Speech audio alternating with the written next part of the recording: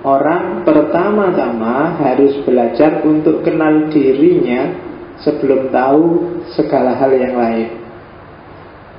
Jadi harus kenali dirimu dulu sebelum kenal semua yang di luar dirimu. Jangan kebalik. Kenapa jangan kebalik?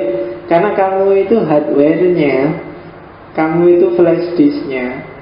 Semua pengetahuan yang lain itu kan informasi yang dimasukkan, data yang dimasukkan ke dalam hardware, ke dalam flash disk. Kalau flash disk dan hardware-nya unrecognized, tidak dikenali, ya datanya nggak bisa masuk. Atau seandainya masuk, mesti hilang. Recognize pun kalau belum diformat juga hilang. Jadi harus kamu kenali siapa dulu dirimu. Seperti apa kamu, kayak gimana modelmu. Karena kalau enggak, kamu akan banyak.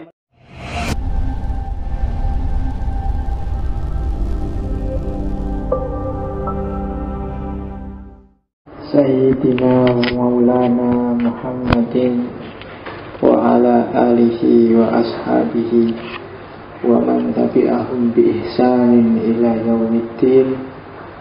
Amma ba'du. Bismillah, kita lanjutkan lagi ngaji filsafat kita.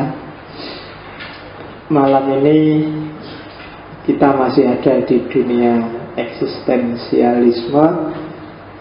Setelah kemarin pengantarnya, hari ini kita mulai masuk ke tokoh-tokohnya.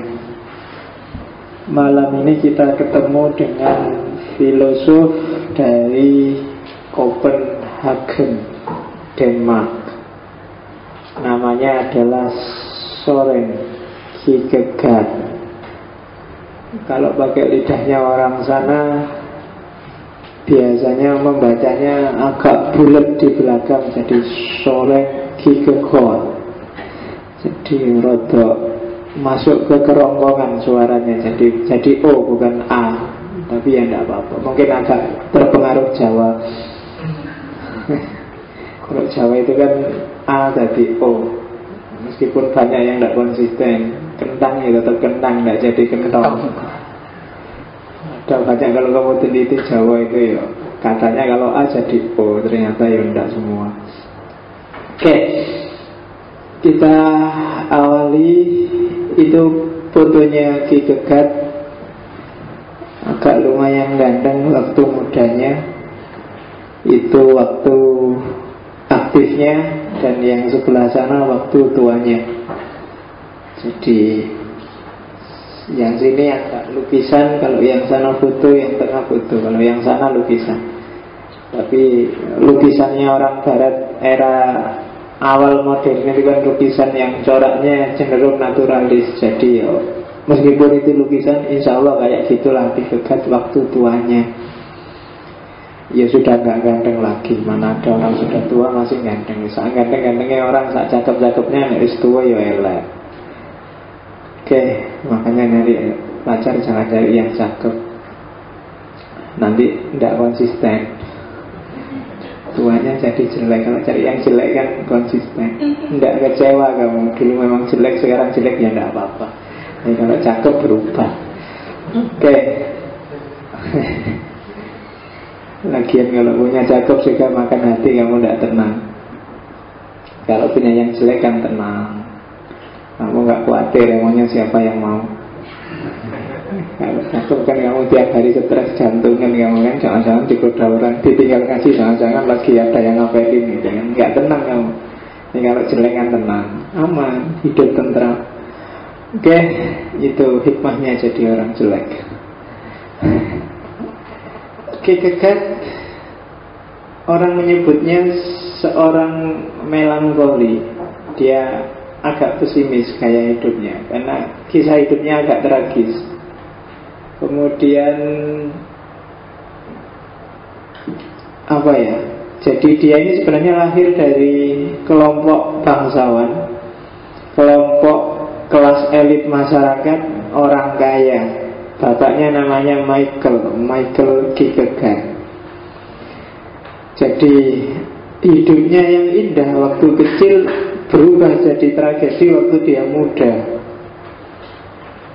Jadi waktu kecil itu dia sangat akrab sama bapaknya. Bapaknya ini sangat religius, tapi bapaknya menyimpan rahasia keluarga yang agak tragis, yang ini nanti agak menghancurkan hidupnya Ki Kegat. Jadi dia punya saudara 7 orang saat itu, dan dia akrab sama bapaknya. Sebenarnya saat keluarga ini orang cerdas semua, orang pintar semua. Dan bagi Ki Kegat justru pinternya itu jadi kutukan bagi keluarga itu. Nanti waktu dia mulai agak dewasa, ujian bagi keluarga bahagia itu mulai datang. Jadi ibunya, saudara-saudaranya meninggal satu demi satu dalam jangka waktu yang pendek. Jadi dari 7 orang anak tersisa cuma 2. Dan ibunya juga terus meninggal. Bapaknya jadi stres luar biasa. Akhirnya bapaknya bilang, jangan-jangan ini kutukan Tuhan. Jadi keluarga kita ini mungkin keluarga yang terkutuk, karena dulu saya pernah melakukan dosa besar. Nah, terus kita tanya, dosa besarnya apa? Dosa besarnya adalah dulu sebelum nikah aku pernah melakukan itu. Wah, kamu ngerti ya, pernah melakukan itu sebelum nikah itu ya. Sekarang kamu lebih cerdas daripada aku urusan sebelum nikah pernah melakukan itu. Dan yang kedua, setelah ibunya meninggal, dia sempat juga melakukan itu dengan pembantunya. Jadi terus merasa, wah ini berarti keluarga kita ini memang terkutuk, sampai misalnya melakukan dosa besar. Jadi kita ini sekarang sedang dikutuk oleh Tuhan. Nah itu terus bikin Ki Kegat galau luar biasa. Terus dia minggat dari rumah, terus hidupnya jadi tidak karu-karuan sudah saat itu. Jadi hati-hati yang bikin dosa. Jangan-jangan nanti kamu ketemu galaunya di belakang. Jadi, dan Ki Kegat akhirnya terkenal jadi pemabuk. Oh, kok hidupnya rusak, tidak karu-karuan, wis. Juga mabuk, juga bikin kacau, juga bikin rusuh. Hidup pindah-pindah dari kontrakan ke kontrakan. Pokoknya nggak karu. Jadi orang terus melihatnya, wah ini memang orang tidak beres Ki Kegat ini. Jadi sampai ada anekdot orang Copenhagen saat itu wanti-wanti, jangan sampai anakmu dikasih nama Soren. Nanti kayak Soren Ki Kegat itu. Itu anekdotnya sampai seperti itu, karena dikenal jadi preman, jadi orang nakal, orang rusak. Cuma dia pinter. Jadi terjadi titik balik ketika suatu ketika gurunya meninggal. Paul siapa saya lupa. Cuma meninggalnya gurunya ini jadi pukulan tersendiri bagi Ki Kegat. Ini tambahan pukulan. Dia mulai berpikir tentang Tuhan. Semula dia dari seorang religius jadi preman, tidak peduli Tuhan. Kemudian mulai mikir lagi tentang Tuhan. Kemudian ketika dia mulai mau tobat, bapaknya datang. Terus bapaknya, yuk kita rekonsiliasi, yuk masa kita satu keluarga gegeran. Terus kita rukun lagi, kita jalin lagi. Terus cuma nggak lama, beberapa bulan setelah rukun sama bapaknya, bapaknya juga meninggal. Terus cuma dia akhirnya melakukan amanat bapaknya untuk menyelesaikan kuliah di jurusan teologi. Dan dari situ terus dia mulai meletik pikiran-pikirannya dan jadi seorang filosof besar. Jadi yang berpengaruh gurunya sama orang tuanya. Satu lagi yang berpengaruh pacarnya.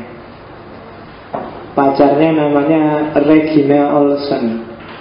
Cuma dia sama-sama jatuh cintanya, sama-sama senengnya, keluarganya sudah mengizinkan. Cuma Ki Kegat ini ragu-ragu. Kalau aku nikah sama Regina, jangan-jangan nanti Regina jadi susah punya suami kayak aku. Jadi sudah tunangan, tapi terus tunangannya diputuskan. Dan itu terus bikin dia namanya jatuh lagi di tengah masyarakat. Kemarin masyarakat, oh alhamdulillah Ki Kegat sudah tobat. Nah sekarang dianggap mempermainkan anaknya orang. Sudah tunangan, sudah mau nikah, diputusin, ditinggal pergi dari Copenhagen ke Berlin, ke Jerman. Nah, terus setelah ditinggal pergi, ya pacarnya kawin sama laki-laki lain. Begitu pacarnya kawin sama laki-laki lain, dia stres lagi. sumpek lagi, puyeng lagi hidupnya, dan pokoknya agak tragis hidupnya. Sampai nanti terakhir dia sakit-sakitan terus meninggal. Nah itu sosok seorang Soren Kierkegaard. Bagusnya adalah Soren Kierkegaard ini salah seorang filosof alirannya eksistensialis, cuma bukan eksistensialis ateis kayak Nietzsche atau Sartre. Dia adalah seorang eksistensialis yang teistik, eksistensialis yang percaya sama Tuhan. Nanti puncak pemikirannya adalah namanya eksistensialisme religius.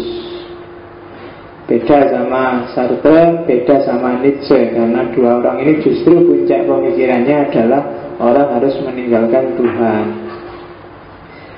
Oke, bismillah, kita pelan-pelan masuk pikiran-pikirannya Kierkegaard. Buku-bukunya banyak. Uniknya Kierkegaard adalah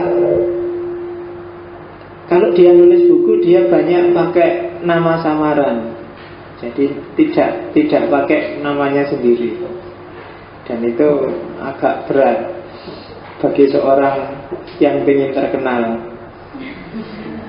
Kan kamu sering gitu kan? Sekarang kan orang itu pinginnya cepat terkenal, cepat sukses, cepat, tidak ada yang mau berproses. Malah uniknya Kierkegaard, dia malah takut terkenal. Kierkegaard terkenal sebagai filosof besar justru setelah dia meninggal. Jadi dia sendiri tidak menikmati kejayaannya sebagai seorang filosof besar. Dan nanti banyak yang gayanya seperti ini, termasuk mungkin Nietzsche. Jadi dia tidak sempat mengalami jadi orang terkenal yang luar biasa. Oke, tak awali dari beberapa kutipan kata-kata mutiara dari buku-bukunya Kierkegaard. Yang pertama, dia punya jargon bagus, get clear about what I am to do. Jelaslah tentang apa yang aku lakukan. Itu prinsip eksistensialnya yang penting. Jadi kamu mau melakukan apapun, kalau kamu pribadi yang eksis, itu kamu harus jelas. Kamu harus tegas. Apa janjinya yang kamu lakukan itu loh. Pengaruhnya apa dalam hidupmu, maknanya apa dalam eksistensimu, harus jelas. Ngaji filsafat ini apa sih buat kamu? Ada maknanya apa? Apa sekedar ngabisin waktu? Apa? Nah itu harus jelas. Apapun yang kamu lakukan. Jadi get clear about what I am to do. Kamu pacaran, kamu kuliah, kamu nongkrong, kamu gitaran, kamu angkringan, kamu apapun, harus ada maknanya di sana. Bukan iseng, bukan ngawur, bukan tanpa kesadaran. Cirinya ada kesadaran adalah kamu punya makna. Kamu bisa memaknai. Cirinya tidak ada kesadaran adalah kamu nggak ngerti, tidak tahu menahu, kalau ditanya bingung. Itu berarti tidak ada kesadaran di sana. Makan pun kadang-kadang tanpa kesadaran loh. Sudah maghrib, otomatis saja kamu jalan ke warung sebelah, kemudian makan, selesai makan pulang terus. Kenapa ya aku tadi kok makan? Aku sudah lapar, nggak tahu. Ya sudah habis maghrib aja biasanya memang makan. Nah, sering kayak gitu kan. Kuliah juga ngasar. Ngapain kamu malam kemis kok kesini? Ya biasanya memang gitu. Apa ya harus selalu? Nggak tahu ya. Pokoknya biasanya gitu ya gitu. Kok kelihatannya bermanfaat kelihatannya. Kamu juga nggak jelas benar. Nah itu berarti kamu nggak clear, nggak tegas apa yang kamu lakukan. Punya pacar juga nggak jelas. Kok kamu punya pacar sih? Nggak tahu yang lain kok kelihatannya punya pacar. Ada yang nembak ya tak terima aja daripada nganggur. Nah itu berarti kamu nggak clear. Ngapain kamu ngabisin energi, ngabisin tenaga untuk sesuatu yang nggak jelas. Itu yang diserang oleh Kierkegaard. Yang kedua, a truth that is true for me. Apa sih yang benar itu? Yang benar menurut aku itu adalah the idea for which I am willing to live and die. Jadi kebenaran bagiku adalah ide pemikiran yang aku berani mati-matian demi ide ini. Aku siap hidup, siap mati untuk mempertahankan kebenarannya, atau untuk hidup berdasarkan ini. Itu berarti kebenaran. Kalau enggak, itu sekedar kumpulan pengetahuan aja di kepalamu. Jadi kebenaran yang sejati itu kebenaran yang terlibat dalam hidupmu, yang kamu siap mati demi ini. Misalnya, menurut saya kuliah itu penting, pacaran nomor 2. Ini mungkin kebenaran yang sejati bagimu, dan kamu kalau diganggu gugat kamu bisa bertahan mati-matian, nggak bisa. Pokoknya menurut saya pokoknya kuliah, pacar belakangan. Itulah kebenaran. Yang di luar itu, yang macam-macam teori, macam-macam konsep rasionalitas di kepalamu, itu sebenarnya cuma tumpuan informasi, bukan kebenaran. Maka kalau ingin agama jadi kebenaran, ya kamu harus terlibat, jangan cuma teori. Kalau cuma teori itu masih belum kebenaran.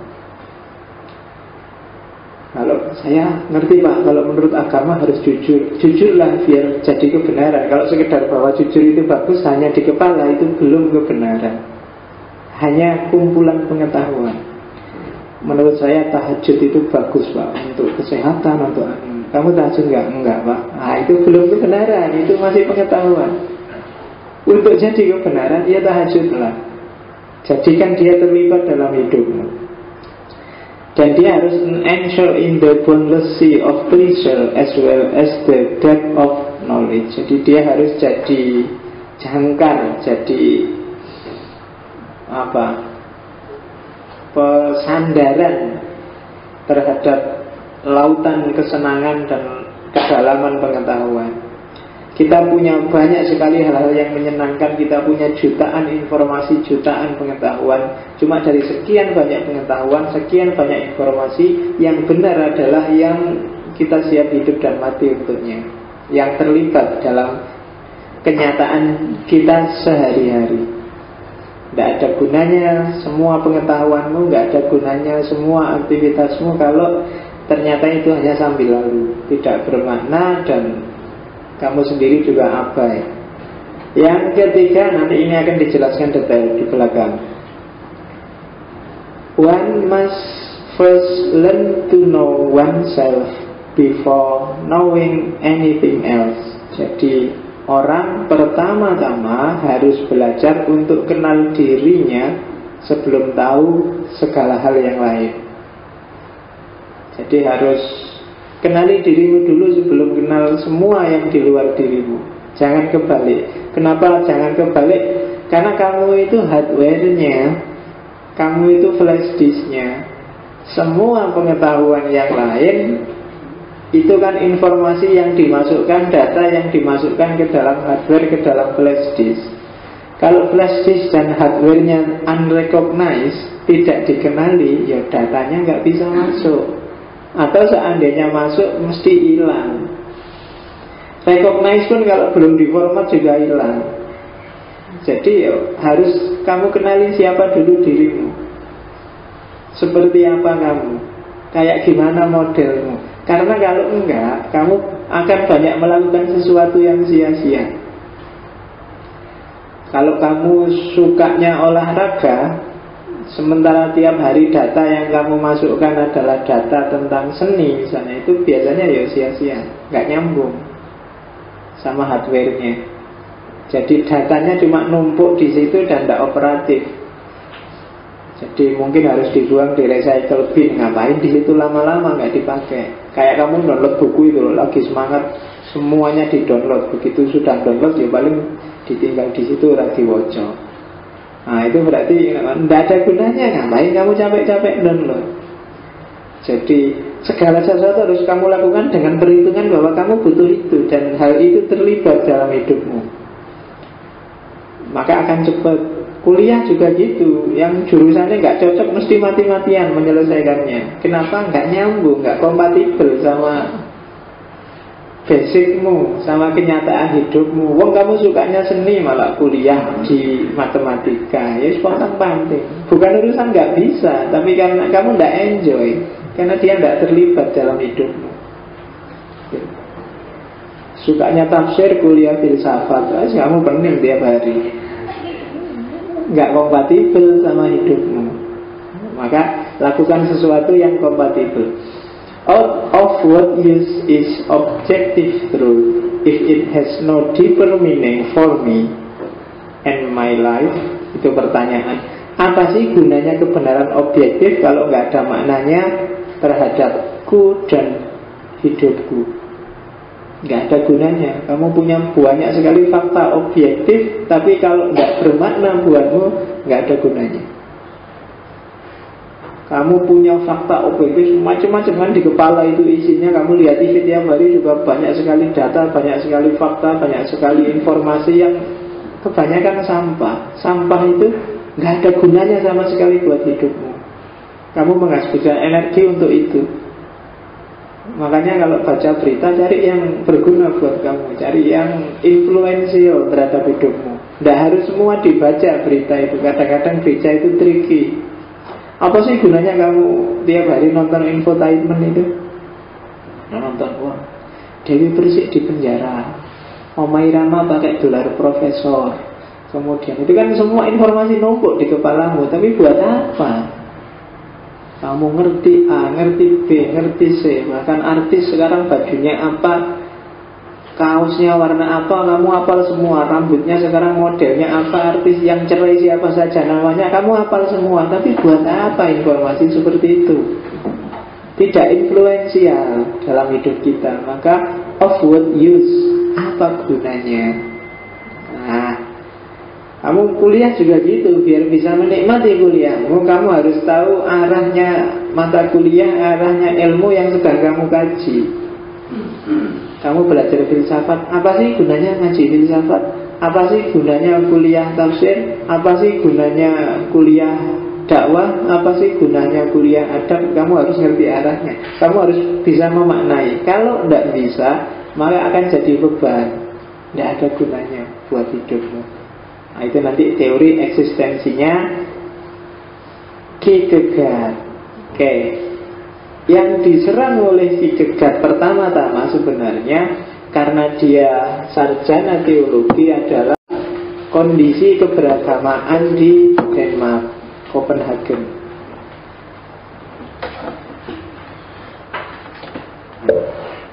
Saya tidak tahu ini masih relevan atau enggak dalam keberagamaan kita. Kalau Kierkegaard jelas Kristen basicnya, jadi yang diserang agama Kristen.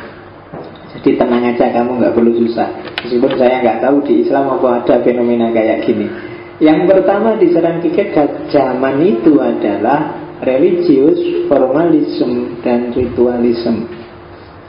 Jadi agama yang hanya melihat dimensi formal dan ritualnya saja, hanya dilihat sisi objektifnya, yang diurusi detailnya ritual dan dogma-dogma objektif. Jadi kalau ada orang agamawan ketemu agamawan yang lain yang diurusi itu, sudah sholat, puasa enggak? Nah itu formalisme, yang diurusi formalitas keagamaannya. Jadi kalau kamu bertamu ke rumahnya orang, nah, tuan rumahnya kelihatan dia formalis apa enggak, biasanya dari yang ditawarkan. Kalau yang nggak terlalu formalis biasanya sudah makan, oh belum, masih makan. Yang formalis sudah sholat, sholat. Itu berarti biasanya ngono. Dan masyarakat tidak peduli dengan dimensi eksistensial keberagamaan. Dimensi eksistensial itu sejauh mana seseorang menghayati agamanya, bukan sejauh mana seseorang menampilkan formalisme dan ritualisme keagamaannya. Karena ketika kehilangan subjektivitas eksistensial, agama itu jadi populer. Populer itu ya dari tampakannya saja, dari kelihatannya belaka. Jadi orang hanya lihat aspek luarnya saja. Kalau sudah sholat, oh berarti sah. Kalau sudah pakai jilbab, bagus, berarti sudah Islam. Kalau pakai sarung, sip, berarti santri. Kalau pakai kopiah, lumayan, berarti sudah. Selalu begitu. Jadi formalismenya, kalau masih pakai kopiah, oh berarti dia masih. Kalau di ilmu hadis kan gitu. Kalau sudah nggak pakai kopiah, berarti kejujurannya dipertanyakan. Periwayatannya harus dipertanyakan. Nggak pakai kopiah, suka kencing pinggir jalan. Kemudian, lo itu kan yang, iya itu. Itu kenapa kamu baca di ulumul hadis itu? Jadi jujur tidaknya orang dilihat dari manifestasi formalnya. Jadi di ilmu jarah wa ta'dil itu masuk itu kan. Orang ini sering membuka tutup kepalanya, jadi kemana-mana sering gundulan. Oh berarti tidak sikoh periwayatannya. Nggak tahu kaitannya apa antara pakai kopiah dengan itu. Mungkin kalau pakai kopiah ilmunya nggak cepat terbang keluar. Kalau pakai apa gitu saya nggak tahu. Tapi itu di ulumul hadis ada. Dia nggak apa-apa. Cuma kalau hanya itu yang dilihat, itulah yang namanya formalisme, ritualisme. Jadi hanya dilihat ritualnya. Oh, orang ini puasa Senin Kemis nggak berhenti-berhenti. Dan kalau sudah kayak gitu kan kamu sudah angkat tangan. Wah, kalah aku, kalah. Dia puasa Senin Kemis terus, dia tahajud terus, dia. Dan itu yang digelisahkan oleh Kierkegaard sebenarnya. Tidak penting apakah dia tahajud terus, apakah dia puasa terus, apakah ke masjid terus, ke gereja terus. Tapi seperti apa hubungannya sama Tuhan, relasi eksistensialnya sama agama, penghayatannya terhadap keberagamaan. Itu yang dipertanyakan oleh Kierkegaard. Kenapa sih orang jadi formalis, ritualis? Kalau bagi Kierkegaard ini pengaruh Hegel mesti. Nanti kita lihat gimana dia mengkritik Hegel. Tapi yang jelas orang-orang di awal modern yang dikritik oleh Kierkegaard adalah orang yang keberagamaannya lebih menekankan formalisme dan ritualisme.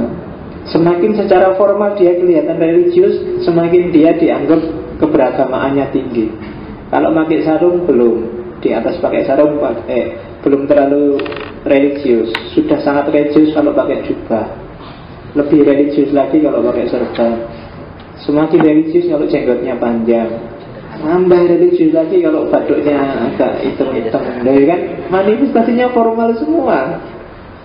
Kalau sholatnya lama, yang dibaca ayat-ayat panjang, berarti orang ini canggih secara agama. Kan kamu gitu mesti.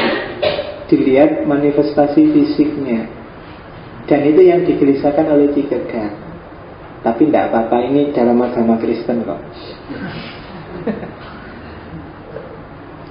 Saya tidak tahu di Islam ada apa enggak. Oke, ini ada.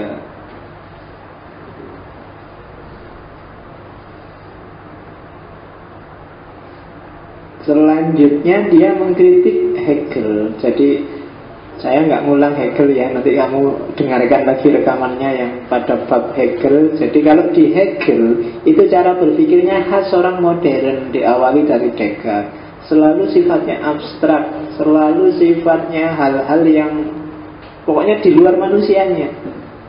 Ada ruh dunia, ada akal sejarah, ada selalu begitu. Tidak mikir manusia yang konkretnya. Makanya disebut idealisme.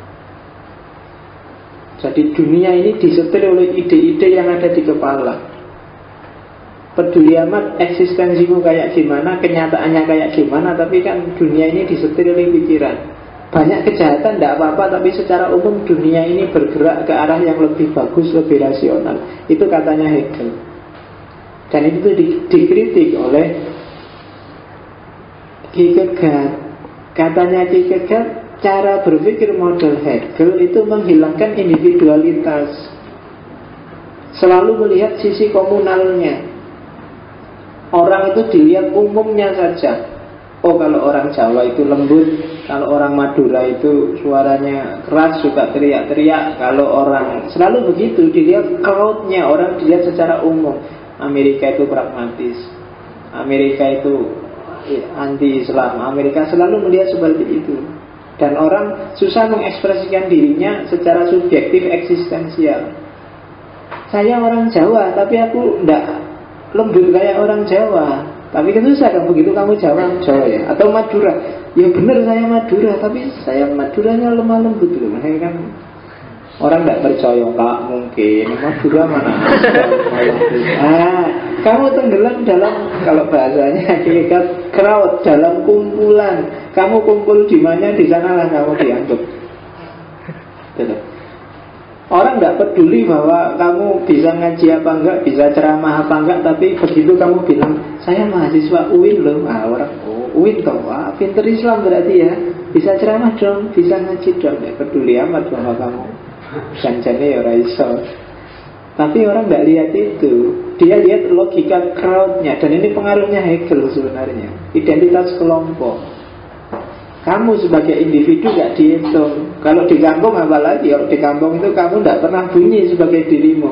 Yang bunyi mesti bapakmu. Oh putrane Pak Anu ya. Oh namanya gitu. Jarang kamu sendiri bisa bunyi. Oh besok sing ceramah putrane Pak Kajiano, itu yang kuliahnya Yogyakarta itu.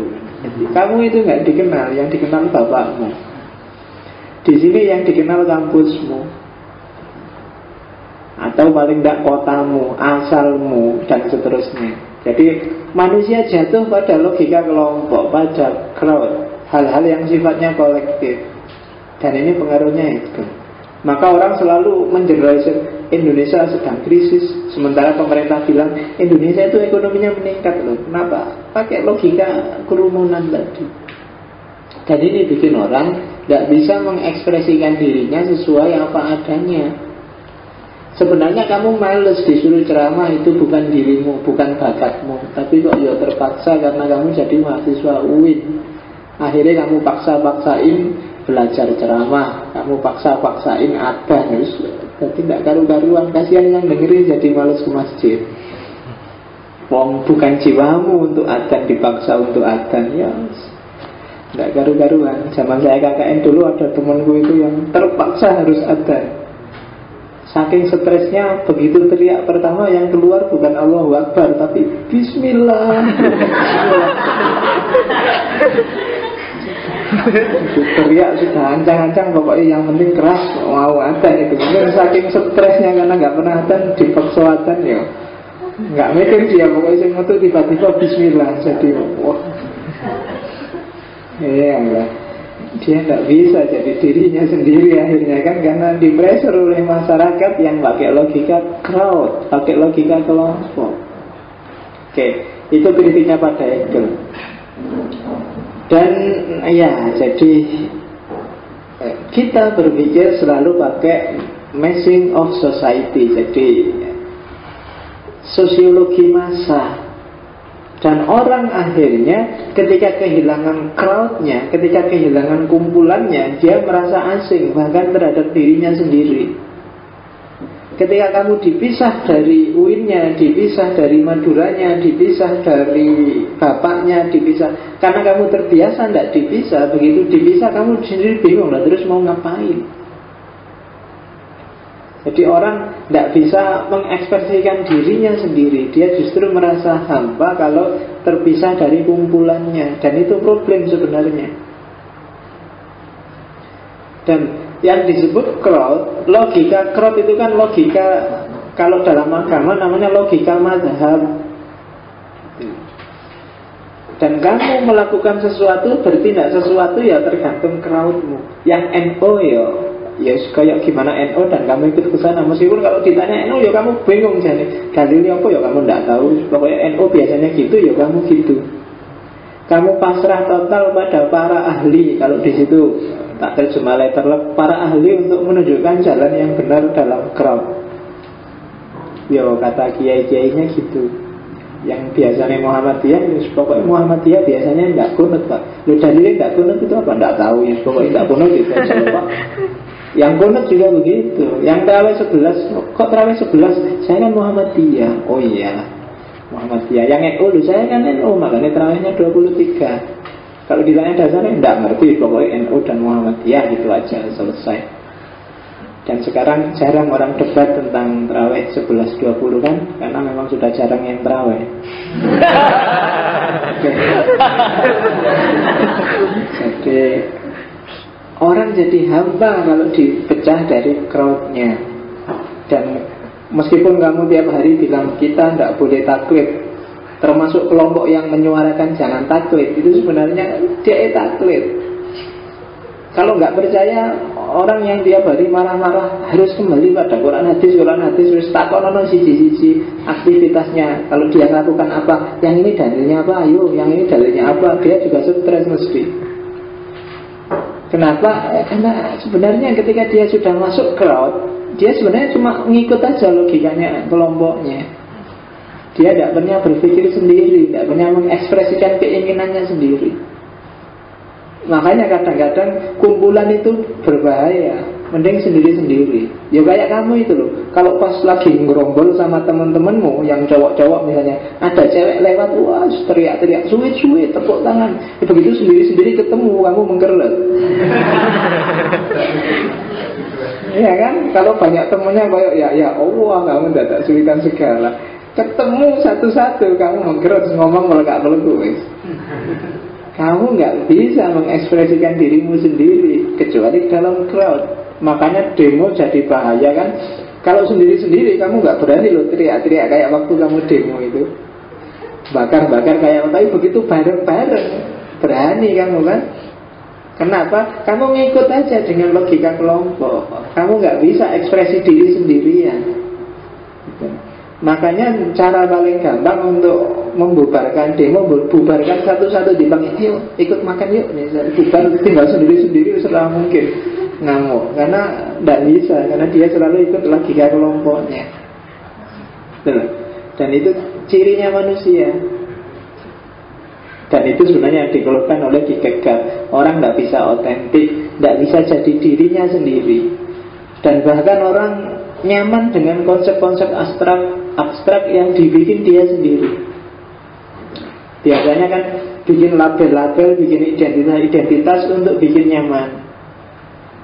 Kalau NU itu tradisionalis, menjaga tradisi.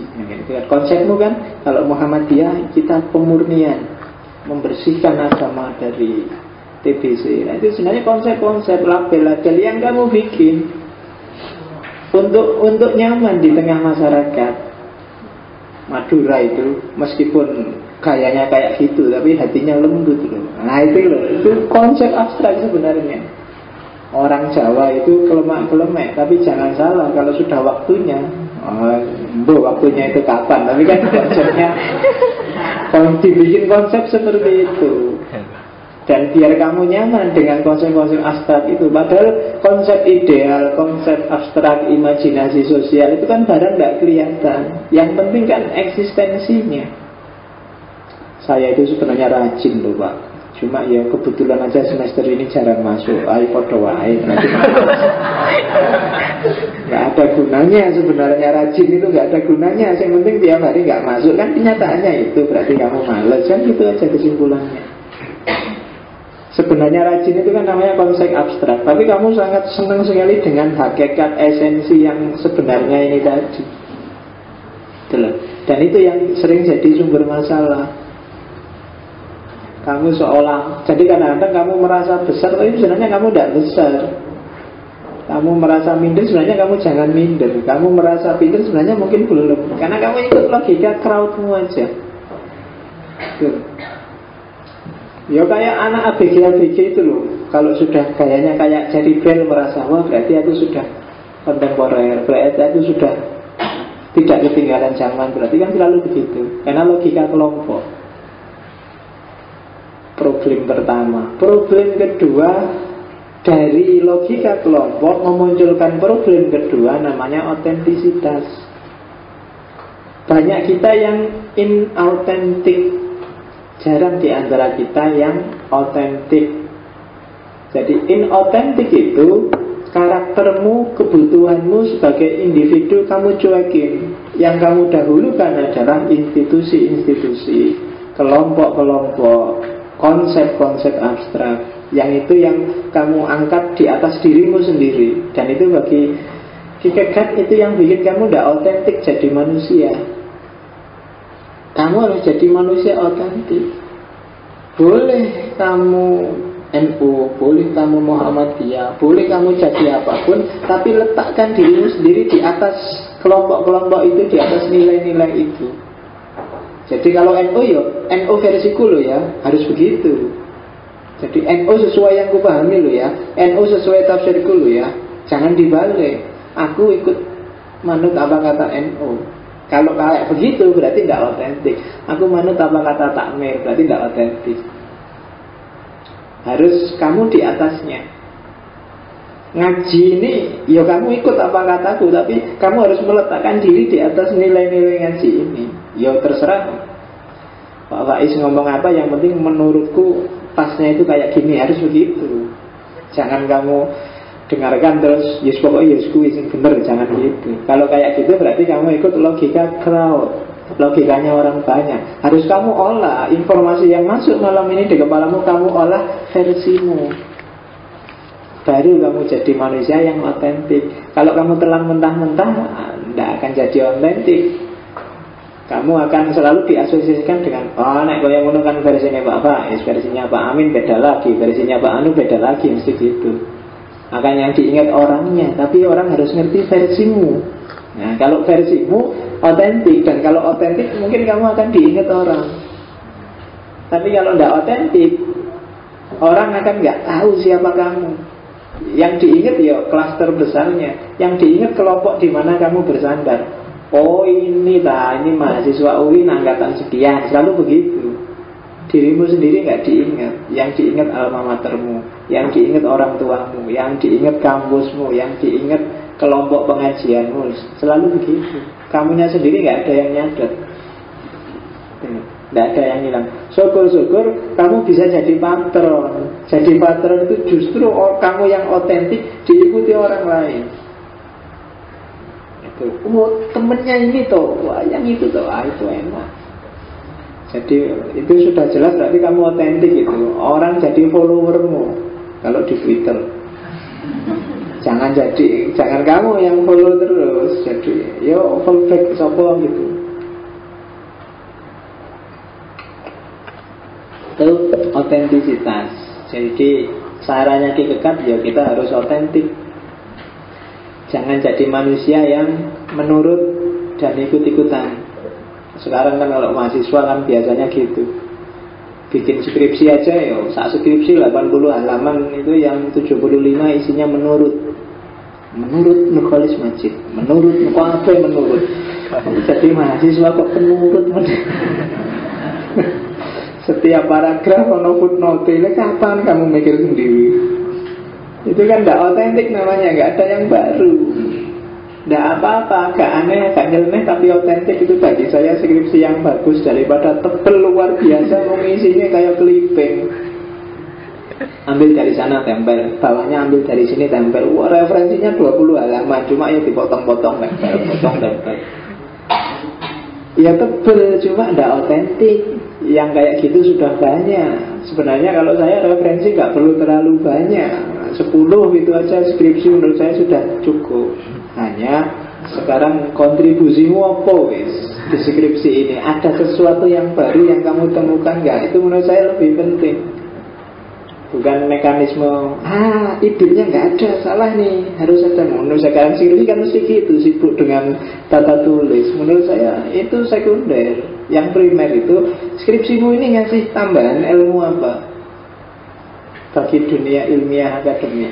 Kalau ada urusan di sini acak-acak kan gampang diatur belakang, tapi skripsimu kontributif. Boleh kamu terbitkan jadi buku kalau kayak gitu. Tapi kalau sekedar clipping jangan, nanti kamu malah jadi masalah, dianggap plagiasi malah. Jadi bikin aja gitu, dan tidak perlu tebel-tebel.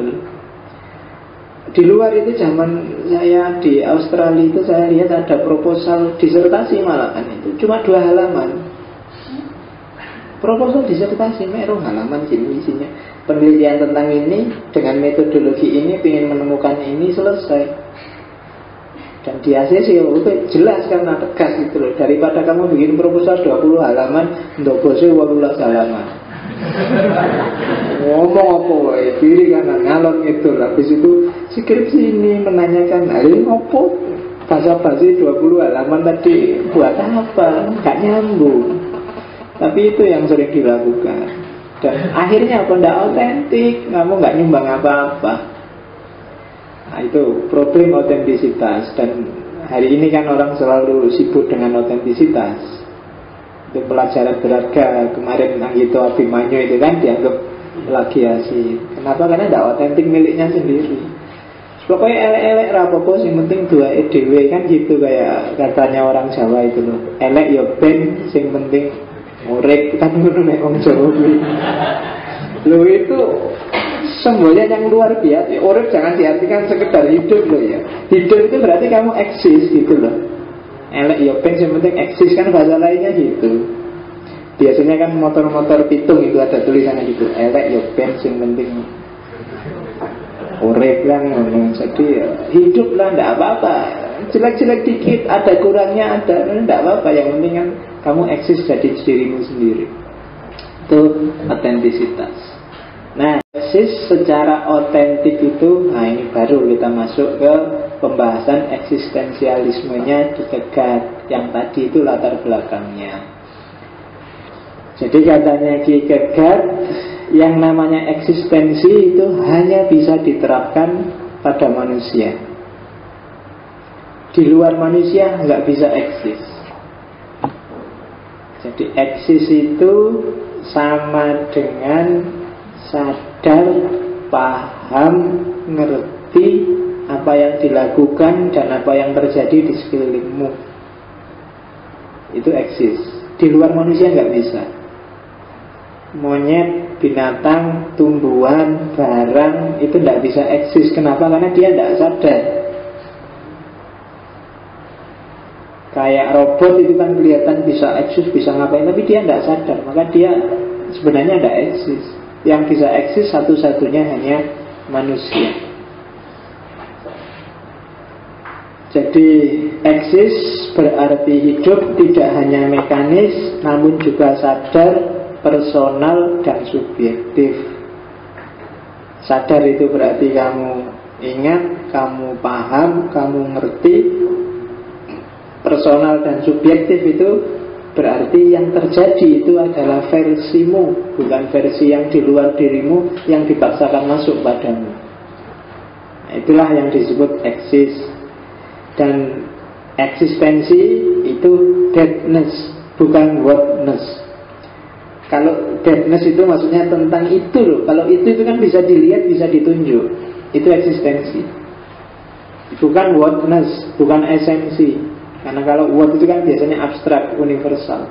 Apa maksudnya? Apa yang dimaksud? Apa itu selalu ngomong sesuatu yang abstrak. Tapi kalau deadness, kalau keituan, nah itu biasanya bisa ditunjuk, bisa dijangkau oleh indera karena itu. Kalau saya ngomong itu kan biasanya objeknya jelas. Maka eksistensi itu deadness. Kalau esensi itu whatness. Dan orang harus hidup di level deadness. Kalau cuma whatness itu masih mimpi, masih utopia, masih ideal. Tapi kalau sudah deadness, itu berarti sudah kenyataan. Islam itu agama yang damai, agama yang rahmatan lil alamin, agama yang baik untuk semua manusia. Itu whatness. Kalau deadness itu kamu bisa nunjuk, loh itu lo Islam, damai toh, rukun toh, loh itu lo Islam, rahmatan lil alamin toh, itu berarti sudah eksis. Kalau tadi yang masih konsep, masih teori, itu berarti masih esensi, masih whatness, masih belum eksis, masih konsep. Ya kayak tadi loh, saya itu sebenarnya rajin pak, itu whatness yang sebenarnya. Kalau deadness, loh itu loh pak, saya di absen, datang tiap hari kan, nah itu deadness. Itu namanya eksistensi, bisa ditunjuk sesuatunya. Terus ada lagi, nah pribadi, diri, subjek yang eksis itu sifatnya dialektika, sifatnya dialektis. Ini sebenarnya ngambil dialektikanya Hegel. Cuma kalau di Hegel yang dialektika itu ide. Dari ide yang namanya tesis, ketemu ide baru namanya sintesis, melahirkan ide yang lebih antitesis, melahirkan ide yang lebih baru namanya sintesis. Jadi kalau di Hegel kan dialektika itu tesis, antitesis, sintesis, tesis, antitesis. Jadi pengetahuan dianggapnya berkembang seperti itu. Kalau di Kierkegaard enggak, dialektika itu bukan kayak gitu. Dialektika itu adalah dialektika eksistensial. Kalau pakai dialektikanya Hegel, kamu akan jadi mesin kayak robot. Karena ada tesis, nanti pasti keluar musuhnya antitesis. Dari antitesis mesti keluar persamaannya, keluar ide baru, gabungannya namanya sintesis. Kan selalu begitu. Dan mekanisme kayak gini yang bisa hanya mekanisme robot. Kalau hidupnya manusia nggak bisa seperti itu.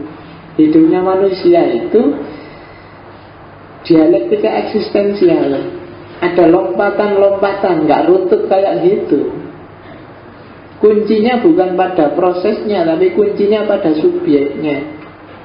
Logikanya bukan both and itu sintesis gabung jadi satu, tapi either or. Either or itu kalau nggak ini ya ini. Maksudnya tergantung keputusannya manusia.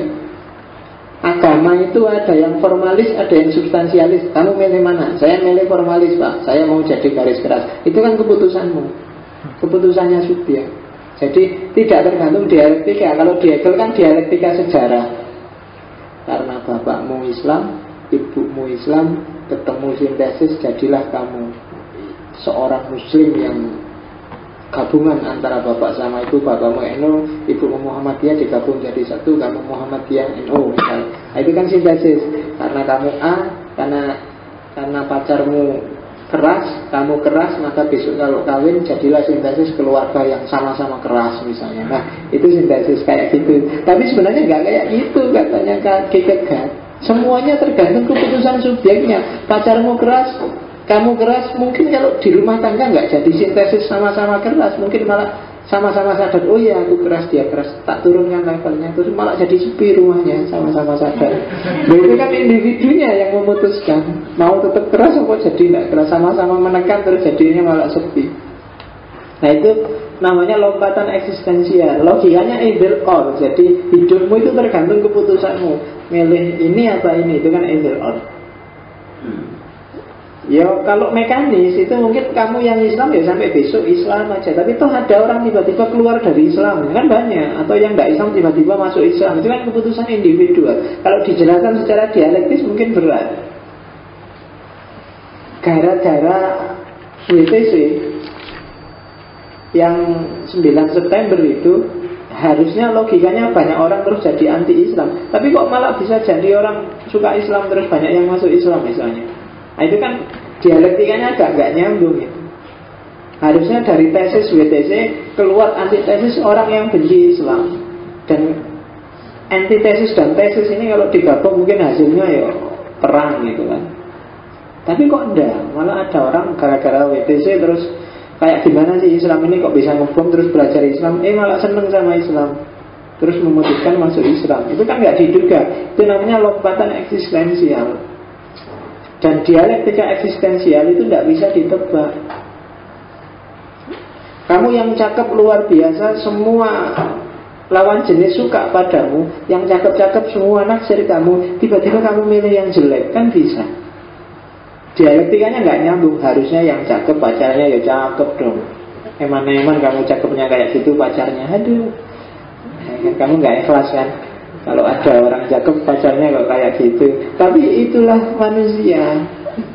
Dia milih dewe. Dia memutuskan sendiri. Mungkin menarik bagi dia beda dengan menarik bagi kamu. Ya kadang-kadang kan bule-bule itu yang mulus-mulus, cakep-cakep. Nyari pasangan Indonesia nggak nyari yang kayak kamu yang mulus-mulus, nyari yang ireng-ireng, yang rodo letek-letek, itu dia senang. Ya kan, coba aja lihat bule-bule itu. Dan kamu pikir bule kok milih yang kayak gitu, kok mending aku apa menurut kamu. Jadi kan itu namanya lompatan eksistensial, tidak bisa ditebak. Kadang orang dari radikal sekali tiba-tiba jadi liberal, atau dari liberal tiba-tiba jadi radikal, ada. Oke, itu namanya dialektika eksistensial. Terus kebenaran itu sifatnya subjektif. Ya seperti tak bilang tadi, kebenaran objektif itu kebenaran yang tidak ada gunanya. Kebenaran objektif itu kayak misalnya tembok ini warnanya hijau, kamu juga bilang hijau, orang Amerika juga bilang hijau, tapi nggak ada gunanya. Yang penting sisi subjektifnya. Sisi subjektifnya itu, terus kalau hijau kenapa? Nggak apa-apa sih, bagus terang. Karena kalau hitam kasihan muridnya misalnya. Itu kan sisi subjektifnya. Sisi objektifnya nggak ada gunanya. Yang bermain dalam dialektika hidup kita itu sisi subjektifnya. Itu Dewi Persik di penjara. Itu objektif berita. Cuma terus kenapa kalau dia di penjara? Itu kan tanggapanmu macam-macam. Nah, yang tanggapan macam-macam inilah yang namanya eksistensial. Bukan yang objektif, yang data mentahnya. Gunung Kelut, hujan abu, selesai. Nah, itu objektif, nggak pengaruh kalau cuma kayak gitu. Tapi yang pengaruh yang eksistensial. Akhirnya kuliah libur, alhamdulillah. Kan gitu terus kamu kan. Yang lain sumpah, kamu alhamdulillah karena kuliahnya libur. Loh, itu kan eksistensial namanya. Yang lain memaknai bencana, bagi kamu alhamdulillah waktunya aku presentasi sekarang libur. Eksistensial itu berarti pemaknaannya sesuai versimu, sesuai subjektivitasmu. Dan kebenaran itu bagimu. Maka kebenaran itu sifatnya subjektif, tidak yang objektifnya. Kalau yang objektifnya sih tidak ada masalah. Tidak ada dimensi eksistensialnya. Dia netral. Yang eksistensial itu kebenaran yang sifatnya subjektif. Bagaimana kamu menghayatinya? Al-Qur'annya sama. Dia objektif mungkin kebenaran bagi seluruh umat Islam. Tapi kan penghayatan setiap muslim terhadap Al-Quran bisa beda-beda. Ya, kemarin saya ada orang yang ngajak diskusi tiba-tiba, padahal aku males tentang bid'ah-bid'ahan itu kan. Saking jengkelnya sampai tak bilang, Ustaz, kalau sampean pakai definisi Anda tentang bid'ah, maka sebenarnya Quran itu bid'ah. Zaman Nabi kan nggak ada Quran. Yang kamu pegang tiap hari, kamu baca juz 1 sampai 30 itu zaman Nabi nggak ada. Yang bikin zaman sahabat. Terus ada titiknya, ada harokatnya. Itu semua bid'ah sebenarnya, bikinan. Jangan mau kalau memang kita konsisten nggak ada bid'ahnya itu. Jadi cari Quran yang tidak ditulis di kertas, tidak dijilid, yang di pelepah-pelepahnya kambing itu, terus modelnya cuma garis sama lengkung susut gitu. Tidak ada titiknya, nggak ada harokatnya, wis. Ya itu yang asli, nggak bid'ah. Jadi kalau kamu anti bid'ah, jangan sampai kamu pegang Quran yang diterbitkan oleh Surabaya apa Kudus itu. Zaman Nabi nggak ada yang kayak gitu. Jadi kita harus bersihkan diri dari bid'ah. Kan gitu harusnya, lu nek konsisten. Kalau pakai definisinya dia, bid'ah itu apa? Nah, emangnya ada di Islam yang tidak bid'ah? Semuanya bid'ah, sarungmu, celana dalammu itu bid'ah semua. Oh, iya kan? Nabi aja nggak pakai celana dalam, nggak tahu kan? Nggak pernah buka. Oke, jadi eksistensial kan itu namanya pemaknaannya. Dia menghayatinya seperti itu. Ya, menurut saya kan agak, ya masuk gitu. Padahal dalam Islam itu mungkin 75% itu banyak sekali yang gimana yang nggak bid'ah. Dalam puasa ya ada faktor-faktor ijtihadinya. Kapan waktu imsak, kapan itu kan ya ijtihad ya jangan Nabi nggak ada kan namanya bid'ah. Makanya kalau misalnya lihat awal Ramadan terus pakai alat, pakai anu, nggak boleh, itu bid'ah. Harus pakai mata telanjang. Jangan nanti zaman Nabi nggak ada alat macam-macam, harus dilihat pakai mata, nggak kelihatan ya sudah. Kalau sekarang pakai berarti bid'ah. Kamu sholat pakai sarung itu bid'ah. Makanya kalau sholat nggak usah pakai sarung. Nggak bid'ah, cuma insis. Oke. Ya masuk sholat nggak pakai sarung kan kamu nanti dingin. Oke. Nah, kita lihat sekarang. Nggak usah diterusin ya, diskusi kayak gitu biasanya malah bikin manggal. Jadi mending nggak usah dibahas. Monggo lah kalau kamu yakin yang itu, yang gitu-gitu ya diyakini aja. Boleh dakwah ke yang lain, tapi jangan maksa, jangan marah-marah, jangan caci maki. Kan prinsipnya gitu aja. Kalau merasa itu kebenaranmu ya monggo. Cuma jangan marahin orang, jangan caci maki orang, apalagi maksa-maksa orang. Setiap orang punya keyakinannya sendiri-sendiri. Oke, level eksistensial kalau dikitkan ada 3. Yang pertama level estetik, yang kedua level etik, yang ketiga puncaknya adalah level religius. Nah, ini silahkan ukur sekarang. Eksistensimu, tadi kamu ingin eksis kan, ada di level yang mana? Level estetik itu level hedonis. Kamu pengen nyari seneng, pengen nyari enak, pengen nyari sukses yang instan, pengen hari ini enak, pengen hari ini nyaman. Itu level estetik namanya. Kalau di Kierkegaard tokoh besarnya adalah Don Juan. Don Juan itu sebenarnya tokoh fiktif, ada di novel-novel, cuma novelnya diadaptasi ke banyak bahasa, biasanya dijadiin drama kayak karya-karya Shakespeare. Don Juan itu kisahnya, ya Don dia. Don itu kan kalau di Italia semacam preman, semacam mafia. Jadi Don Juan ini kerjaannya tiap hari gonta-ganti perempuan, kayak Casanova. Nyari seneng perempuan, kekayaan, seneng-seneng dong. Makanya disebut Don Juan. Jadi kalau ada laki-laki kok suka gonta-ganti pacar, itu kan kadang-kadang disebut Don Juan. Nah, karena inspirasinya dari sana. Jadi orang yang hedonis, eksistensinya dia adanya di level estetik. Cakep, maka cari pacar cakep sebanyak-banyaknya, itu estetik. Musuhnya, jadi musuhnya estetik. Kalau kamu eksis hanya di level ini, pada titik tertentu hidupmu kamu akan ketemu dengan kebosanan, kekecewaan, keputusasaan. Kalau kamu nggak naik kelas, hanya berhenti pada kenikmatan fisik, paling tidak kamu akan ketemu kebosanan. Atau agak lama lagi pasti kamu akan kecewa dan akhirnya putus asa. Ya gampang sebenarnya contohnya. Coba makan. Makanan yang paling enak bagimu apa wis? Nasi kucing, Pak. Oke, enak kan itu? Makan 1 bungkus enak, 2 bungkus enak, 5 bungkus mungkin masih lumayan kamu enak, 15 bungkus itu kamu sudah muntah sudah. Jadi nggak enak luar biasa. Itu kesenangan fisik. Mau punya pacar aja, mungkin pertama kali punya pacar kamu senengnya luar biasa. 1 tahun agak lumayan, 2 tahun sudah biasa, 3 tahun sudah lirik-lirik sana sini, 4 tahun sudah mulai sering gegeran, 5 tahun kalau pacaran biasanya sudah sangat mungkin bubar sudah. Iya, ada kebosanan pasti. Lo secakep apapun pacarmu, wong kamu lihat cerita selingkuh-selingkuh itu kadang-kadang yang diselingkuh itu jauh lebih jelek daripada pasangan resminya. Kenapa? Ada kebosanan dan itu manusiawi. Ya meskipun jangan bilang selingkuh kan manusiawi berarti. Enggak, problemnya bukan kok terus selingkuh manusiawi, belum berarti makan banyak juga manusiawi, tapi kamu eksismu harus naik level, jangan cuma di level estetik. Itu loh. Jadi kalau kamu berhenti di estetik, kamu akan banyak kecewa. Kayak kamu seneng sama pacarmu, berarti levelnya cuma fisik.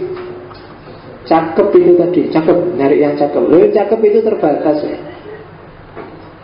Jadi karena cakep itu terbatas ya, nanti ketika sudah tua, sudah nggak cakep lagi, kamu akan kecewa. Ada sekarang kok jadinya kayak gini, habis melahirkan punya anak 3, aduh kok sudah kayak gini ya. Padahal yang lain sekarang, anak sekarang cakep-cakep ya, ngapain dulu cepet-cepet guys. Jadi nggak karu-karuan. Kenapa? Karena fokusmu pada fisik.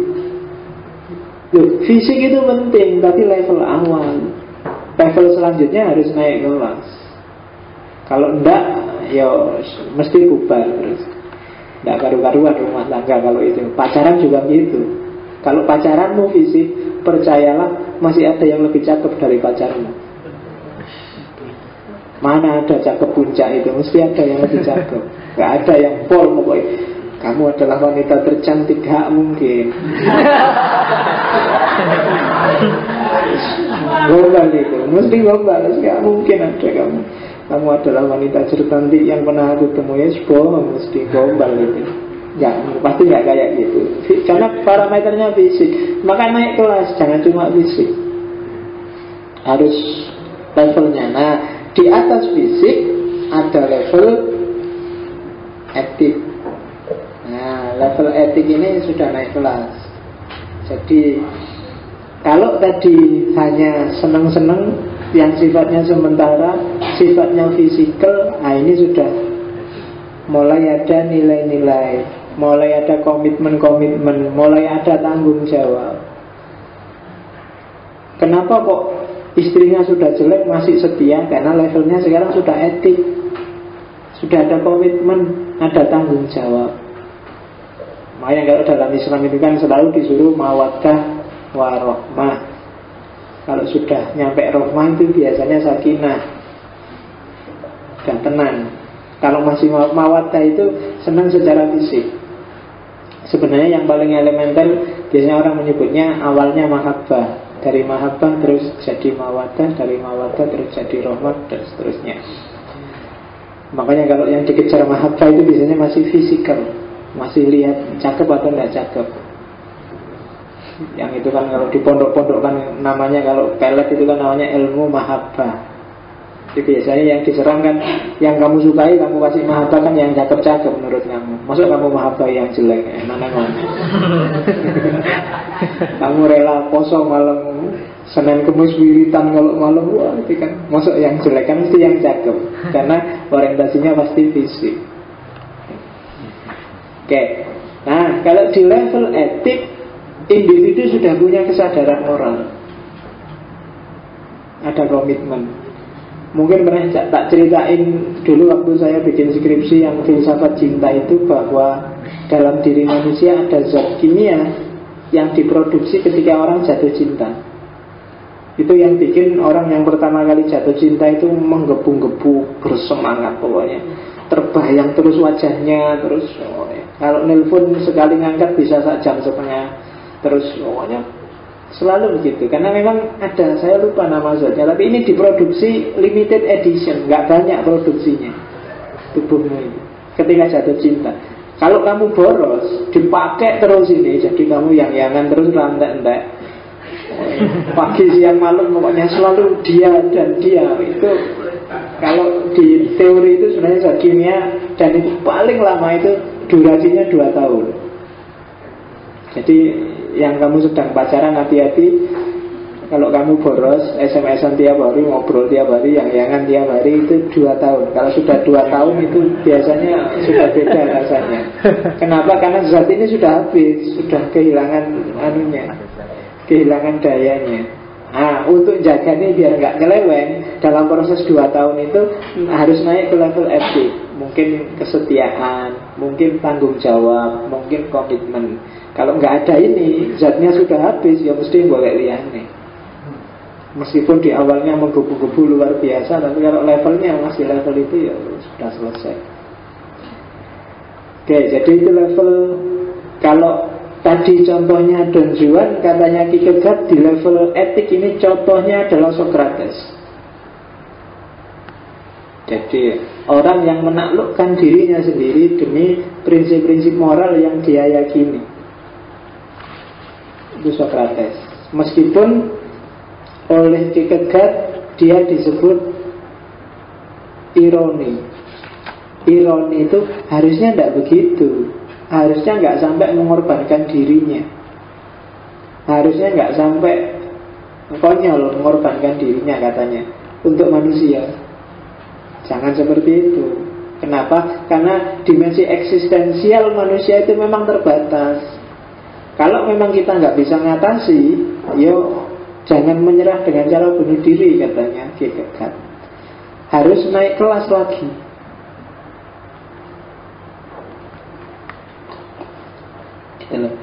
Kamu jadi orang baik terus secara moral, itu nanti juga ada penyakitnya. Baik tidak mesti enak loh. Baik tidak mesti sukses loh. Baik tidak mesti terus kamu jadi luar biasa loh. Kamu jujur tiap hari, kadang-kadang ujungnya tidak enak. Hidupmu sengsara. Yang lain nggak jujur, suge-suge, kamu yang jujur melarat. Loh itu kan tidak enak. Kamu sudah berpegang pada visi moralitas, ternyata ujungnya juga kayak gitu. Kamu setia pada pacarmu, masih diputus juga karena ada yang lain yang lebih cakep. Salahku apa? Kamu kan tanya gitu. Nah, aku kan sudah benar, tidak cuma fisik, aku sudah naik kelas ke etik, aku setia, aku tidak nyeleweng. Kan gitu kamu komplain. Kan banyak yang susah hidupnya. Maka katanya Kierkegaard, lo salah, makanya harus naik kelas. Dari etik, jangan berhenti di etik. Ada level yang lebih atas dari etik, yaitu level religius. Beberapa filosof level etik ini puncak. Kayak di Hegel itu level tertinggi manusia adalah level etika, termasuk di Kant. Tapi kalau Ki Kegat, ya iya sih, memang etik itu memang level tertinggi. Level tertinggi yang bisa dipahami manusia. Tapi ada level lebih tinggi dari itu, bahwa yaitu level religius. Kita kan punya Tuhan. Nah, makanya tadi disebut Ki Kegat itu eksistensialisme yang teistik, eksis tapi percaya pada Tuhan. Katanya Ki Kegat, loh, kalau kita berhenti di level etik, kita juga akan jatuh pada keputusasaan. Kamu tiap hari dinasihati, sabar, sabar. Orang sabar itu nanti ketemu sukses di belakang. Kamu nunggu-nunggu, gak sukses, sukses sudah sabar sampai tua orang sukses-sukses. Yuk sabar, sabar itu gak ada batasnya. Kalau gak ada batasnya, ngapain aku sabar terus, kalah terus. Kapan berakhirnya penderitaannya kalau salah? Itu maka katanya bukan kok terus kamu di situ, apa? Naik kelas, gitu loh. Naik kelas ke level yang lebih tinggi, yaitu level religius. Jadi level religius itu kesiapan dirimu, kemauanmu, kesungguhanmu, apa? Kesejatianmu untuk berani berhadapan dengan sesuatu di luar dirimu yang tidak terbatas, yang menguasai segalanya, yang ngatur segalanya, sementara kamu adalah yang dikuasai, yang diatur, yang didominasi, pokoknya selalu jadi satu-satunya yang tidak dipahami, bahkan kalau katanya Ki Kegat. Nah, kalau kamu sudah siap ketemu dengan Tuhan secara subjektif eksistensial loh ya, bukan secara komunal formal tadi, maka levelmu akan naik. Kalau kamu bisa bergaul dengan Tuhan, kamu bisa akrab sama Tuhan, levelmu akan naik dengan segala karakter Tuhan. Jadi level naik gimana? Begitu kamu bisa dekat sama Tuhan, maka ya kayak para sufi itu loh, semua yang duniawi, semua yang sementara, bahkan semua moralitas etis itu sudah ada di bawah. Kamu gak sukses pun gak akan kecewa. Kamu dikhianati orang pun gak akan stres. Kenapa? Di sebelahmu ada Tuhan. Ada sesuatu yang gak terbatas, yang gak terjangkau, tapi dia meliputi semuanya. Cuma Tuhannya bukan Tuhan formal, Tuhan ritual, tapi Tuhan yang kamu serap, kamu hayati sehari-hari secara subjektif dalam hidupmu. Nanti kita lihat. Jadi Tuhan bukan pemikiran, bukan konsep, bukan teori. Tuhan itu kedekatan. Jadi Ki Kegat sangat mengkritik orang yang terlalu banyak omong tentang agama, terlalu banyak mikir tentang agama, terlalu banyak diskusi tentang agama dan Tuhan. Akibatnya seperti hari ini. Zaman saya, kapan itu ya, pernah ada orang, pokoknya orang luar, saya lupa Amerika atau Kanada, ke UIN. Terus ngobrol-ngobrol, tak tanya, kok di tempat sampean jarang ya ada kerusuhan agama, sementara di tempat saya di Indonesia ini banyak orang tawuran gara-gara agama. Jawabannya simpel, lah karena kamu tiap hari bahas sih, terlalu banyak kamu diskusikan, maka terus jadi jelas mana kawan mana musuh. Terus biar aja dihayati masing-masing, biar jalan sendiri-sendiri. Begitu tiap hari kamu diskusikan, ya akhirnya wah berarti kamu beda sama aku, berarti kamu musuh ya, terus itu tawuran. Nah, untuk meminimalisir konflik, nggak usah lama-lama diskusi, nggak usah kebanyakan forum seminar nasional dialog agama, biar aja sudah yang yakin kebenarannya, jalan aja sesuai kebenarannya sendiri-sendiri. Semakin sering didiskusikan, semakin rentan ada konflik. Nah, katanya Ki Kegat, jangan banyak-banyak mikir tentang Tuhan, dihayati aja langsung. Ngapain kamu capek-capek mencari Tuhan dengan filsafat, mencari Tuhan dengan teologi, mencari Tuhan? Ngapain kamu cari-cari, emangnya Tuhannya hilang? Dia ada, selalu terlibat dalam hidupmu. Makanya katanya Ki Kegat, membuktikan ada atau tidaknya Tuhan itu sia-sia. Istilah membuktikan berarti kamu pakai akal, ya kan? Pakai akal budimu. Padahal kamu kan sudah tahu Tuhan itu tidak bisa dijangkau dengan akal. Kalau bisa dijangkau dengan akal, mungkin dia tidak jadi Tuhan. Kalau akalmu bisa nangkep persis, oh ternyata Tuhan itu kayak gini, tingginya 15 meter, jenggotnya mungkin dia tidak jadi Tuhan. Dia jadi Tuhan itu karena itu tadi, misterius gitu loh. Kalau bahasanya Otto kan mysterium tremendum et fascinatum. Misteri yang menggetarkan tapi mencengangkan, mempesona. Itu Tuhan. Jadi sesuatu misteri berarti tidak jelas, nggak bisa dijangkau. Tremendum, menggetarkan. Tuhan yang sejati adalah Tuhan yang kamu serap, dan cirinya bisa kamu serap, kamu tergetar tiap kali ketemu Tuhan. Kalau belum berarti sebenarnya kamu belum pernah ketemu. Agamamu masih ritualistik, formalistik tadi. Kalau masih disebut Allah, kamu merasa dekat sama Allah. Tapi kalau istilah Allah, kata-kata Allah, keberadaan Allah tidak bikin kamu tergetar, sebenarnya kamu belum pernah menyerap dia. Dia masih berjarak sama kamu. Kamu masih formalitas. Nah, katanya Kierkegaard diserap, bukan dengan logika, dengan penghayatan. Hayati keberadaannya secara eksistensial. Libatkan dia dalam hidupmu. Dan itu kelemahnya kelompok beragama di Denmark zaman itu. Ya kalau Kierkegaard ngomong Tuhan, ya Tuhannya dia. Nah, tinggal kita pinjam untuk Tuhan kita. Atau kita bodoh aja. Bahkan lebih parah kondisi kita, ya kan? Tiap hari kamu dengar nama Allah, tiap hari Allah disebut. Harusnya setiap kali dengar adzan yang Allahu Akbar itu kamu tergetar, karena dia Tuhanmu, sesuatu yang luar biasa, yang misterium tremendum fascinatum, yang menyapa kamu, yang memanggil kamu. Tapi kan tiap hari kamu cuek. Kadang-kadang habis maghrib kamu nongkrong, ngerokok-ngerokok, begitu dengar adzan, alah baru ini wis isak, ya? Dipanggil Tuhannya malah ngerundel. Gimana? Apalagi pagi-pagi subuh-subuh, ada baru tidur sudah subuh. Karena harus di situ. Apalagi kuliah, kadang-kadang kuliah lagi asik ceramah, tiba-tiba Allah ada ganggu kuliah ini. Kok adzan aja? Bu adzan jangan rame-rame, adzan kok nggak boleh rame-rame. Kamu sedang dipanggil oleh Tuhan, tapi kamu nggak kaget sedikit pun, malah berubah.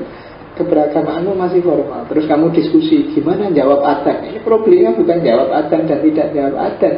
Ketika Tuhan memanggil, kamu kaget nggak? Kamu tergetar nggak? Kamu ingat dia nggak? Kamu kan jarang gitu. Yang kamu ingat pokoknya kamu terganggu aja gara-gara suaranya adzan. Dan kamu terus diskusi. Kira-kira kalau ada adzan 10 yang dijawab adzan yang mana? Ayo, dan kamu rame diskusi itu kan. Kamu lupa bahwa itu sebenarnya panggilan Tuhan, bukan masalah berapa jumlahnya. Kalau dipanggil Tuhan, kamu datang nggak? Kan itu aja masalahnya. Bukan masalah mana yang harus dijawab. Berarti Tuhan sebenarnya masih tidak eksistensial, tidak kamu hayati. Tuhanmu masih formalistik, ritualistik, kayak kritiknya Kierkegaard. Nah, kalau di bukunya Kierkegaard ada judulnya Fear and Trembling. Fear itu rasa takut, trembling itu rasa gemetar karena kagum. Nah, berhadapan, kalau bahasa sufinya itu semacam khauf dan roja. Jadi sama Tuhan itu kamu jangan sembrono, hati-hati, harus ada takutnya. Tapi juga jangan pesimis, harus penuh harap, karena Tuhan itu maha pemaaf dan maha penyayang. Jadi agak kontradiksi, tapi seperti itu bergaul dengan Tuhan. Tuhan itu Rahman Rahim, tapi juga Sadidul Iqab. Kamu hayati paradok-paradok ini. Dan itu sebenarnya yang banyak dibahas oleh Kierkegaard. Contohnya orang yang sampai level eksistensial religius itu Ibrahim. Ya kalau bahasanya Kierkegaard bukan Ibrahim tapi Abraham. Nah, Ibrahim ini sudah sampai level ini karena dia sudah melewati level etika dan sampai level religius. Makanya itu teleological suspension of ethic. Jadi etiknya dihentikan demi agama.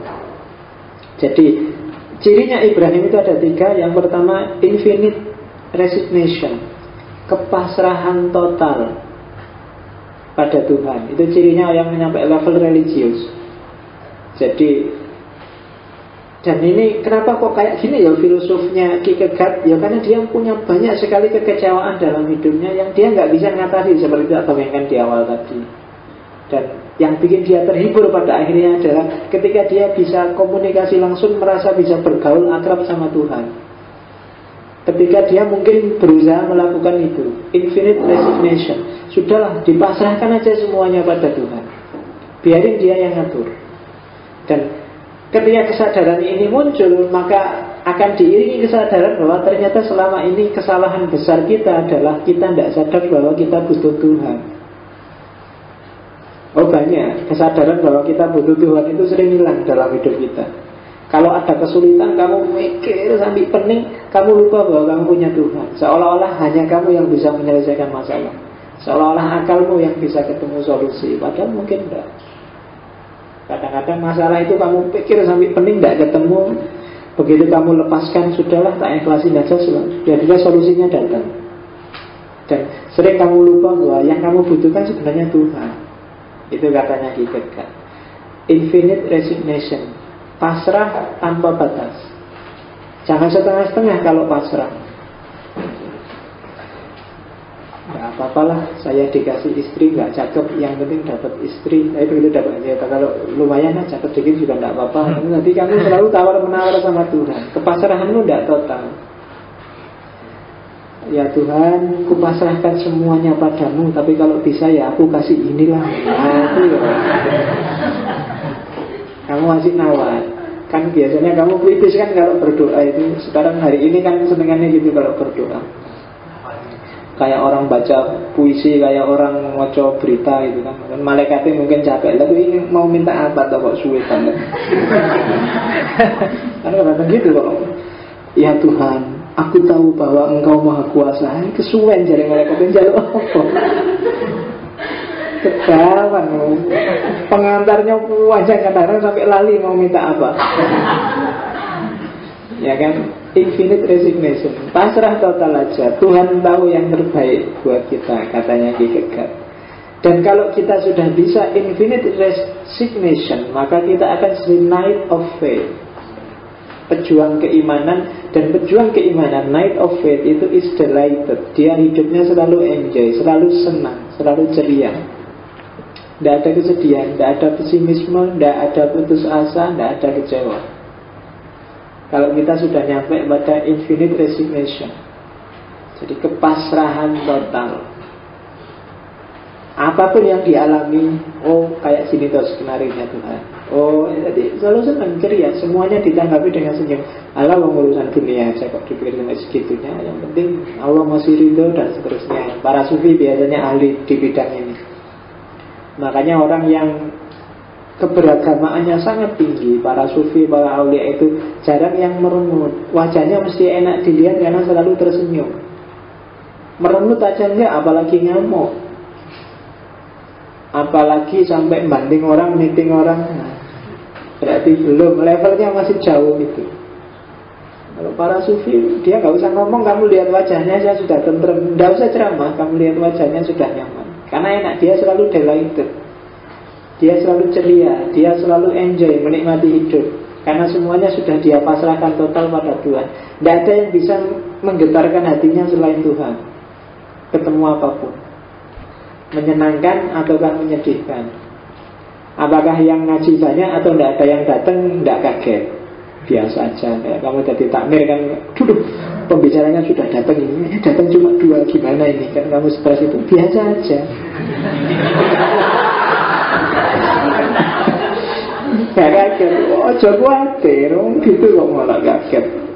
Gusti Allah sudah punya skenario sendiri, pasrahkan aja. Kamu sudah berusaha total, wis diumumkan yang Facebook balik urusan lainnya sampai kaya wis. Oke, night of faith is delight, ceria. Dan yang terakhir, bukti paling nyata adalah ketika ada teleological suspension of the ethic. Ketika teleologisnya etika itu bisa di-cut. Kayak ketika Ibrahim mengorbankan anaknya. Tak sebut anaknya saja, karena kalau di Kristen itu yang dikorbankan bukan Ismail tapi Ishak. Itu bukti paling tinggi ketika orang pasrah. Bukti paling tinggi ketika orang sudah melampaui level etika. Bunuh, apalagi anaknya sendiri, itu secara etika sudah luar biasa dosanya. Tapi dilakukan juga oleh Ibrahim. Kenapa? Karena itu perintahnya Tuhan. Dan kalau sudah bisa nyampe di level ini, itu sudah sampai puncaknya religiusitas. Jadi perintahnya Tuhan seperti apapun, bahkan sampai bunuh anaknya sendiri bisa dijalankan. Tidak usah nawar. Jangan pakai akal. Kalau kamu pikir pakai akal, nah iya Pak, tapi tetap nggak rasional itu Pak. Kalau kamu masih gitu, masih levelmu memang masih belum nyampe.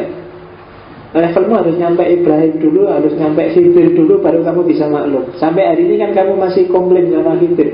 Kok tiba-tiba ada anak kecil main-main nggak ngapa-ngapain dibunuh? Itu akalmu memberontak luar biasa mungkin. Sama seperti Musa.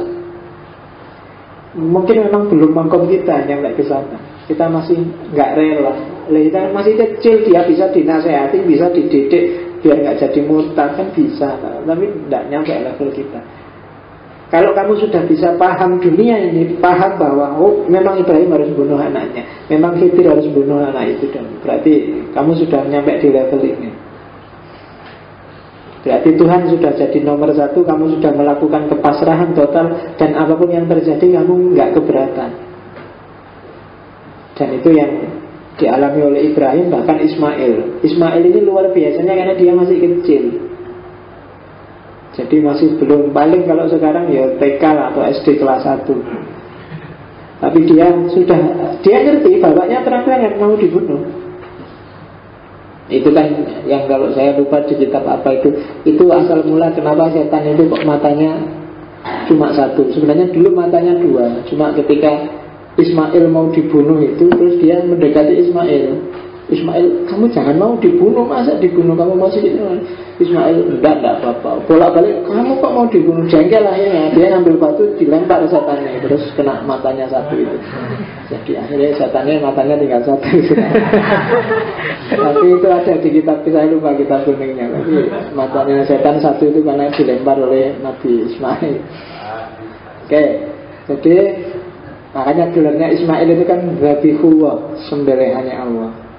Dan jangan takut ketika religiusitas itu puncak, Allah ngasih ganti. Dan gantinya double. Anaknya tetap dapat tambahan kambing, dapat tambahan Allah. Dan sebenarnya kenapa tadi kok Kierkegaard pertunangannya diputuskan? Pacarnya tadi kan tak ceritain di awal. Kok ujuk-ujuk Regina Olsen diputus? Karena dia pingin kayak Ibrahim dan Ismail. Bayangannya Kierkegaard, kalau Regina tak putus, Tuhan akan memberikan double padaku. Reginanya ya dapat, Allahnya ya dapat. Kayak ketika Ismail mau disembelih, ternyata enggak. Makanya ketika Regina kok terus nikah sama laki-laki lain, dia stres lagi. Itu Kierkegaard. Kenapa ya? Mungkin ini urusan, kalau dalam Islam itu urusan maklum. Kalau belum saatnya ya jangan. Ya kayak saya tiba-tiba, tadi malam aku mimpi kamu harus tak bunuh karena dari Allah lo ini. Kamu kan nggak percaya, kenapa? Ya memang belum levelnya, belum makomnya, bukan tempatnya. Dan itu yang dilakukan. Cuma ini nanti prinsip ini jadi namanya rumusan universal kalau dikirikan. Jadi kalau kita mengorbankan sesuatu untuk Tuhan, yang kita korbankan akan kembali dan kita akan dapat tambahannya banyak, termasuk dapat Tuhan juga. Ya meskipun kita nggak sukses, tapi prinsipnya boleh diyakini. Jadi kalau ada sesuatu yang demi Tuhan kita korbankan, kita nggak akan kehilangan apa-apa karena itu akan kembali, bahkan lebih. Dan yang lebih menyenangkan adalah kita dapat Tuhan juga. Kita dapat Allah juga. Ya kayak kamu ngasih sesuatu ke pacarmu kan, kamu kehilangan sesuatu tapi dapatnya kan lebih banyak dan lebih enak. Di luar yang kamu berikan pada pacarmu paling berapa, kan gitu. Dan itu logika. Kalau di Kierkegaard disebut formula universal, rumusan yang universal. Jadi pedoman itu. Makanya kamu jangan pelit sedekah, jangan pelit nolong orang, karena yang kamu keluarkan itu akan kembali pasti, nggak mungkin nggak. Wong Tuhan itu ngerti, nggak mungkin Tuhan itu bohong. Dan Yang paling enak adalah bukan kembalian dari Tuhan, tapi kedekatanmu sama Tuhan. Itu yang lebih menyenangkan. Asal niatnya ikhlas, bukan lillahi ta'ala. Ikhlas hanya lillahi ta'ala, bukan karena yang di luar lillahi ta'ala. Nah, itu yang ceramah kayak gini ini dikekat loh ya, filosof, bukan kiai. Hikmah itu kan bisa dari mana-mana. Selama ini kan kamu dapatnya cuma dari kiai, jadi setengah roto, ya pantes kiai. Ini filosof. Jadi lebih tekanannya lebih beda kan kalau filosof itu. Oke, terakhir, karena filsafatnya ini panjang, tak potong-potong jadi 5, cuma beberapa. Anggap aja ini hikmah filosofi dari karya-karyanya Kierkegaard. Tak potongin beberapa. Yang pertama, katanya Kierkegaard, jalan menuju kebenaran itu tidak melalui sistem-sistem besar, Aristoteles, Socrates, Hegel, Kant. Tapi kalau ingin ketemu kebenaran adalah melalui ambiguitas, paradoks, self-study, self-inquiry. Jangan takut untuk ketemu ambiguitas, untuk ketemu paradok-paradok, untuk nabrak masalah, untuk melanggar status quo, tidak apa-apa. Karena dari situ kamu akan ketemu kebenaran. Dan yang paling penting adalah self-study dan self-inquiry. Mengkaji diri, menganalisis diri. Kuncinya di situ. Ya seperti tak bilang tadi, kalau kamunya sendiri nggak beres, nggak mungkin kamu dapat pengetahuan dari luar dirimu. Kalau kitanya sendiri masih belum ya pengetahuan dari luar juga tidak akan masuk. Kalau kita sebagai, kayak bilang minggu lalu, kita sebagai gelas sudah nutup, sudah tidak bisa diisi lagi, ya kita tidak akan bisa itu. Maka self-study dulu, self-inquiry. Itu filosofi pertama. Filosofi kedua, kalau kita self-study, ingat-ingatlah kebenaran pertama yang pasti kita temui kalau kita self-study dan self-inquiry adalah ternyata kita itu tidak tahu. Banyak tidak tahu. Selama ini kita cuma gaya seolah-olah tahu. Kalau kamu teliti lagi, misalnya saya pernah kuliah apa ya? Kuliah tentang filsafat ilmu. Jangan-jangan aku ngerti nggak ya tentang filsafat ilmu itu? Tidak. Ternyata kita tidak tahu. Saya tentang apalah Quran, coba sebenarnya aku ngerti banget nggak sih tentang Quran itu? Tak ingat, ternyata juga enggak. Pasti akan begitu ketemunya. Fakta kebenaran pertama yang paling sering kita hadapi adalah ternyata kita tidak tahu dalam banyak hal. Terus dalam hidup sehari-hari, keimanan, kepercayaan pada Tuhan itu sebenarnya energi, kekuatan lebih yang kita miliki, yang beda dengan orang yang tidak percaya Tuhan apa? Kita bisa berhadapan dengan yang misterius dan yang tidak ketahui dan yang tidak bisa diukur. Dan ini sebenarnya karakternya realitas. Orang yang tidak beriman, tidak percaya sesuatu yang besar di luar dirinya, kemungkinan putus asanya lebih besar dibandingkan orang yang beriman.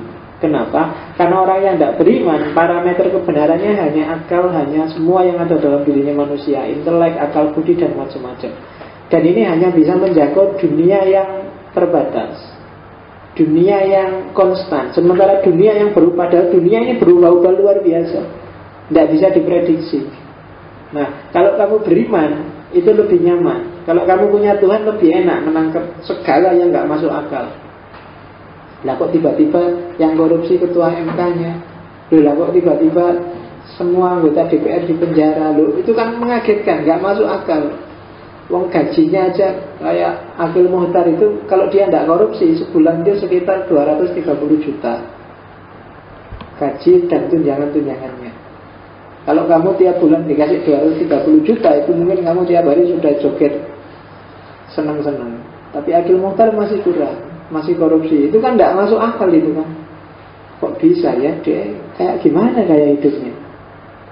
Sampai uangnya ditaruh di karaoke segala itu kan, di tembok-temboknya dikasih uang. Itu kan agak nggak nyambung. Ini pikiran ini di uang itu. Nah, nggak bisa ternyata pakai pikiran. Banyak yang kayak gitu dalam hidup ini. Dan kalau kita mengandalkan rasio akal sehat, banyak yang tidak terjangkau. Maka di antara manfaat praktisnya kamu jadi orang beriman itu, kamu lebih siap menghadapi kenyataan jenis apapun. Indonesia jaya, kamu siap. Indonesia krisis, kamu juga siap. Indonesia rusak, kamu siap. Sudah biasanya kayak gitu. Ya. Kenapa? Ya karena beriman. Kamu enak siap, ndak enak juga siap. Wong ndak enak aja siap, apalagi dapat enak, kan gitu. Oke. Yang ketiga, filosofi yang ketiga, itu tak kasih contoh cover bukunya Kierkegaard. Kamu bisa download gratis di internet. The Sickness Unto Death, sakit sampai mati. Filosofi yang ketiga adalah mempertanyakan sesuatu, membuka kemungkinan bagi kita untuk mengalami kebenaran. Jadi kalau kamu ingin ketemu kebenaran, jangan malu untuk mempertanyakan sesuatu. Jangan gampang percaya, jangan gampang nerimo. Untuk bisa hidup secara eksistensial, kamu harus sangat sering mempertanyakan apapun yang ada di sekelilingmu dan apapun yang kamu lakukan. Kebalikannya, kebenaran yang selama ini sudah ada di kepalamu, yang sudah kamu yakin kebenarannya, yang kamu nggak pernah ngecek lagi, hanya kamu pokoknya sudah ada, kamu bayangkan di kepalamu sudah ada, itu biasanya justru menghalangimu dari kebenaran yang sejati, menghalangimu dari pengalaman nyata tentang kebenaran itu.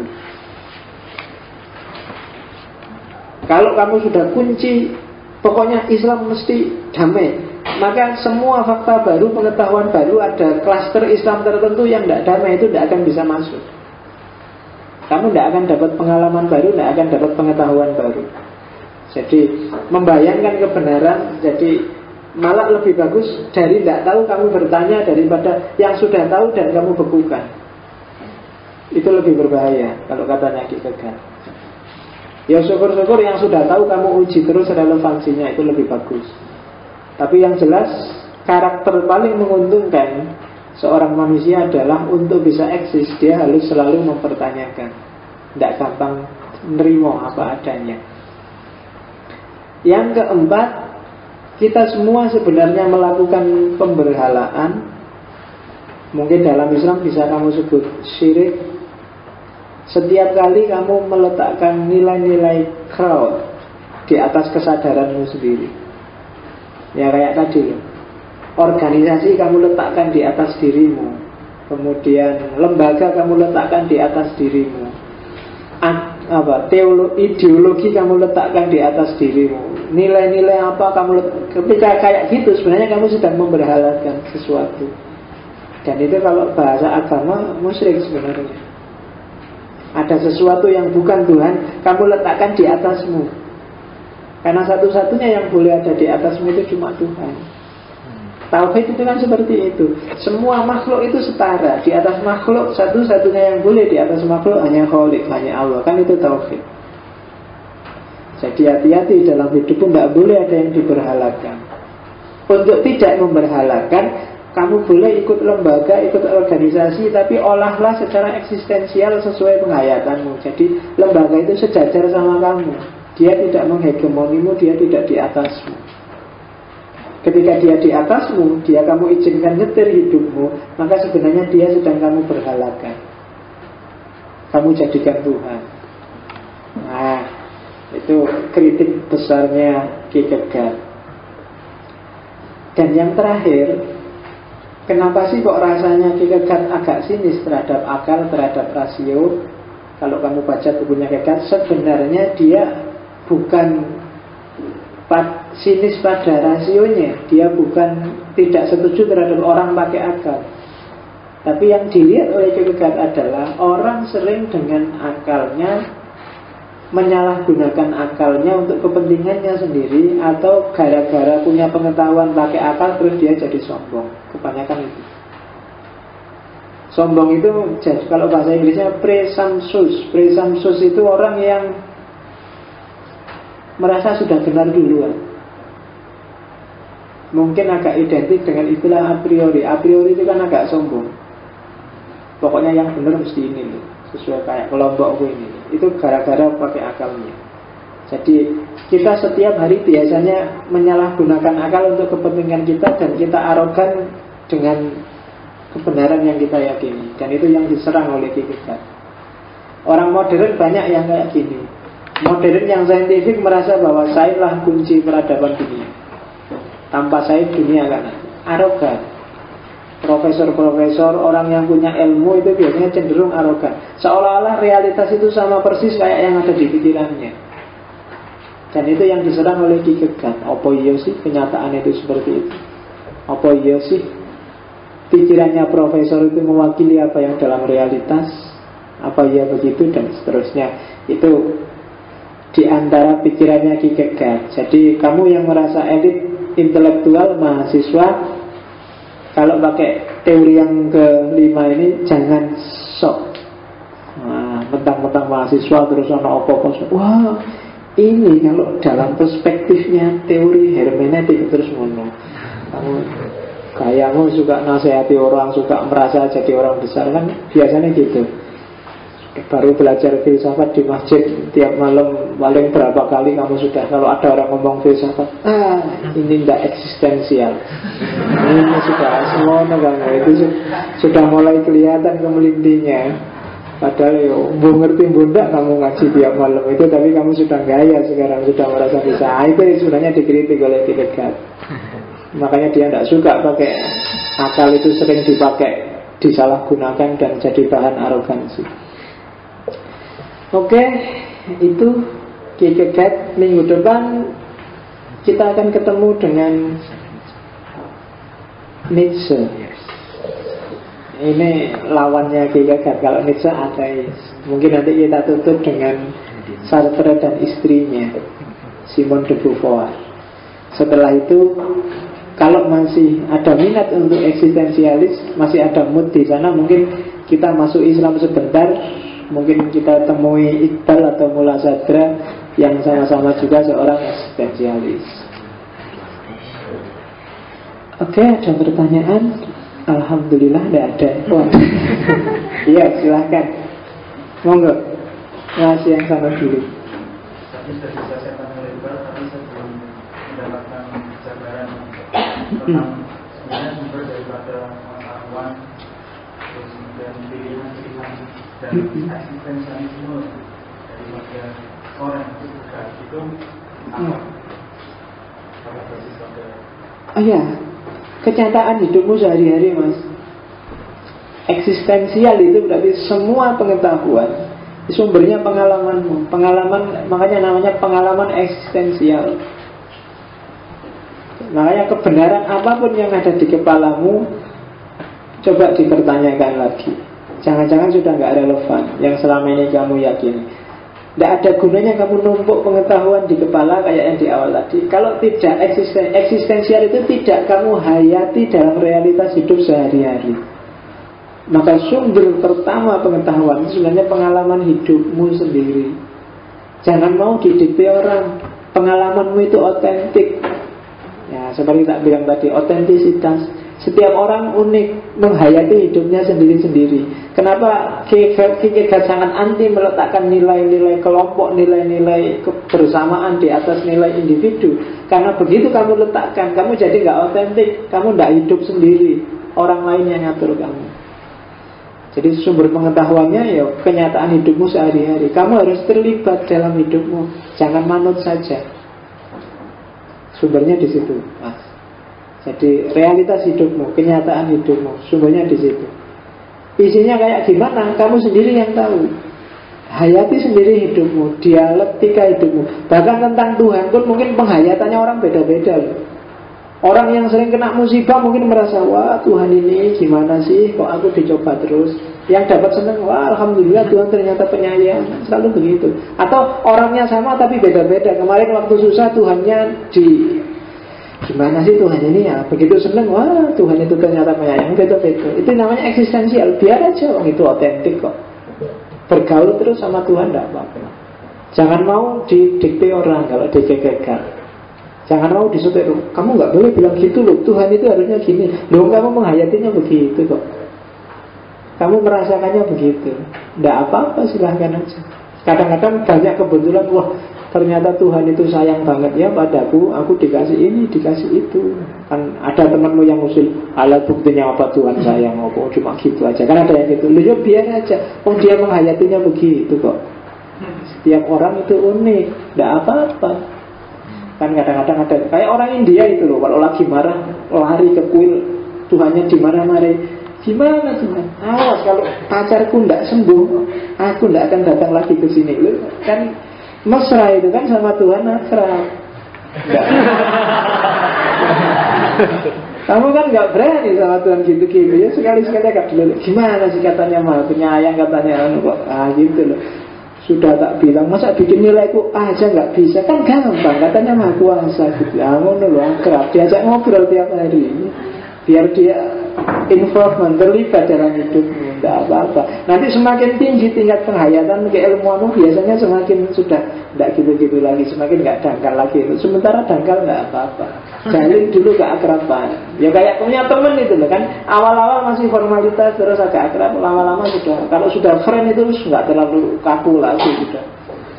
Kalau yang masih kaku-kaku itu biasanya masih belum friend, masih takut luar biasa kan. Kalau kamu sama dosen masih takut, biasanya nggak CS. Begitu akrab sama dosennya agak nyantai sudah, santai, nggak terlalu kaku, nggak ngamukan. Yang masih sering ngamukan itu sebenarnya menunjukkan dia belum akrab sama Tuhan.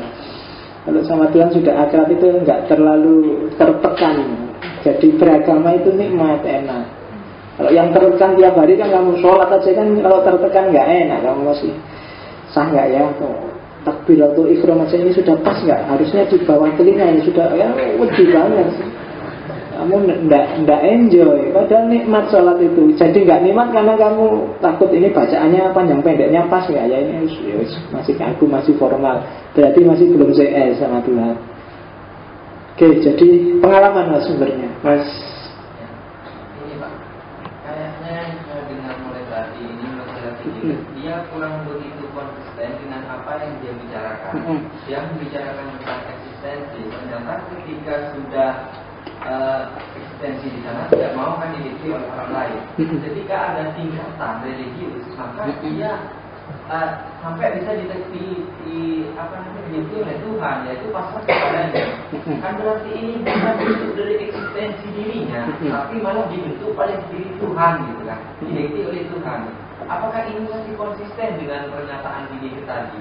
Oke, jadi di level puncak yang namanya eksistensi religius, satu-satunya level yang kalau dalam istilahnya Kierkegaard sendiri menyebut paradok. Kenapa paradok? Karena kamu berhadapan dengan sesuatu yang misterius, tidak kamu ketahui, tidak terjangkau, tapi dia sangat berkuasa. Beda ketika kamu berhadapan dengan manusia. Jadi satu-satunya modus untuk berhadapan dengan yang kayak gini, makanya dalam bahasa agama disebut iman, disuruh percaya aja. Dan modus beriman, kalau seperti ini kondisinya, kamu tidak jelas, misterius yang kamu hadapi siapa, tapi dia menggentarkan, karena dia menguasai segalanya. Maka modus eksistensial paling tepat adalah pasrahkan dirimu. Beda ketika level etik, beda ketika level estetik. Kalau tidak kamu pasrahkan dirimu, kamu akan kehilangan dia. Dan ketika kamu kehilangan dia, kamu tidak akan ketemu solusi di etik, kekecewaan etik, dan kebosanan di estetik. Tadi etik kan yang kamu eksis jadi dirimu sendiri di level pertama dan level kedua. Hasil akhirnya tetap ada kekecewaan, tetap ada keputusasaan. Satu-satunya jalan untuk keluar dari sana naik ke level ketiga, yaitu level religius. Dan di level religius kamu berhadapan dengan sesuatu yang tidak terjangkau oleh pikiranmu, yang tidak terjangkau oleh dirimu. Ketika tidak terjangkau dan itu misterius, sementara dia sangat powerful, menguasai semuanya, satu-satunya jalan adalah pasrah. Kalau kamu kejar pakai akal kayak tadi, boleh kamu coba kejar pakai akal. Saya mau eksis sendiri, tak pahami sendiri, hasilnya pasti sia-sia. Kamu hanya buang-buang energi. Kan di sini tadi ada. Kenapa? Daya upayamu dibatasi oleh akal, sementara dia tidak terjangkau oleh akal. Satu-satunya jalan, pasrahkan dirimu dan hayati kehadirannya. Loh kenapa? Jangan-jangan kita disetir. Jangan takut, kalau yang nyetir Tuhan pasti bagus. Itu kita kan. Iya. Jangan pasrah. Jadi satu-satunya yang boleh nyetir kamu hanya Tuhan. Jangan di level kedua, jangan di level pertama. Di level paling atas baru pasrahkan dirimu. Itu kikegat. Dan itu memang puncak pengalamannya ketika semua kekecewaan sudah dia rasakan. Jadi kalau dia pakai etik misalnya, saya harus sabar, saya harus menerima, maka dia tetap akan putus asa. Saudaranya 7 meninggal semua, ibunya meninggal. Dia stres, jadi musuh masyarakat, dianggap kriminal, jadi preman. Guru besar yang paling dia ikuti meninggal. Bapaknya yang baru rukun sama dia meninggal juga. Pacarnya yang disayang-sayang putus, dikawini orang tuh. Habis dia. Di level etik, di level apapun dia sudah habis. Satu-satunya jalan tinggal satu, naik ke level tertinggi, pasrahkan semua pada Tuhan dan ketemu sudah puncaknya. Itu kita kan. Oke, ada lagi?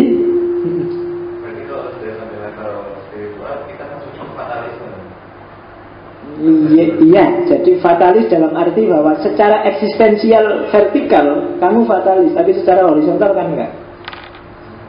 Kamu kan masih berhadapan dengan manusia, masih berhadapan dengan manusia levelnya etik. Kamu masih berhadapan dengan egomu, keinginanmu, itu levelnya kan estetik. Ketika kamu naik ke level lebih tinggi, bukan berarti level bawahnya hilang kan. Ketika kamu setia sama pacarmu, bukan berarti pacarmu enggak kamu gandeng kan. Kan kamu masih nyari enak dengan pacarmu, tapi tidak itu tujuan akhirnya. Kalau di level estetik misalnya, tujuan akhirmu adalah fisik, nyari pacar yang cakep, itu kan estetik. Naik kelas jadi etik, ya bukan itu lagi, sudah kesetiaan, komitmen dan macam-macam. Tapi kan ketika kamu naik ke level etik, bukan berarti terus kamu nyari pacar yang jelek kan. Nyari pacar tetap yang cakep. Bukan berarti kalau kamu sudah naik ke level kedua, kamu level pertama ditinggal sudah kayak enggak, bukan itu. Semua level masuk. Begitu di level ketiga juga semua masih ikut. Estetik masih ikut, etik masih ikut. Tapi sekarang kamu sudah state of mind-nya berada di puncak. Itu ketemu sama Tuhan. Tapi kamu tetap berpedoman pada moralitas. Ketika berhadapan dengan manusia, kebutuhan primer nafsumu juga dipenuhi. Kamu masih makan, kamu masih beristri, kamu masih kan. Jadi cuma itu level yang tadi sudah kamu lampaui. Level dilampaui itu bukan berarti terus hilang, tapi sudah tidak penting lagi bagimu. Jadi sudah tidak urgent lagi. Yang urgent yang di puncak. Jadi tidak urgent itu kalau dia tabrakan, maka level bawah harus dikalahkan level atasnya. Kalau kepentingannya tabrakan. Contohnya kayak Ibrahim tadi, bunuh anaknya, ini kan tabrakan kepentingan ini. Loh yang perintah Tuhan, tapi secara etik itu pasti sangat tidak bermoral, anaknya sendiri dibunuh. Tapi karena yang perintah Tuhan, oke deh, jalan aja. Ketika tabrakan, kalau nggak tabrakan, semua tetap jalan. Itu logikanya Ki Cegat. Oke, saya kira sudah ya. Ya nanti direnungkan di rumah, kira-kira relevan apa enggak sama hidupmu. Kalau masih kurang ekstrim, minggu depan kita ketemu yang sangat ekstrim lagi. Kalau ini anggap aja ekstrim kanan, besok kita ketemu ekstrim kiri. Tokoh yang namanya Friedrich Nietzsche. Saya akhiri sekian. Wallahu a'lam bishawab. Wassalamualaikum warahmatullahi wabarakatuh.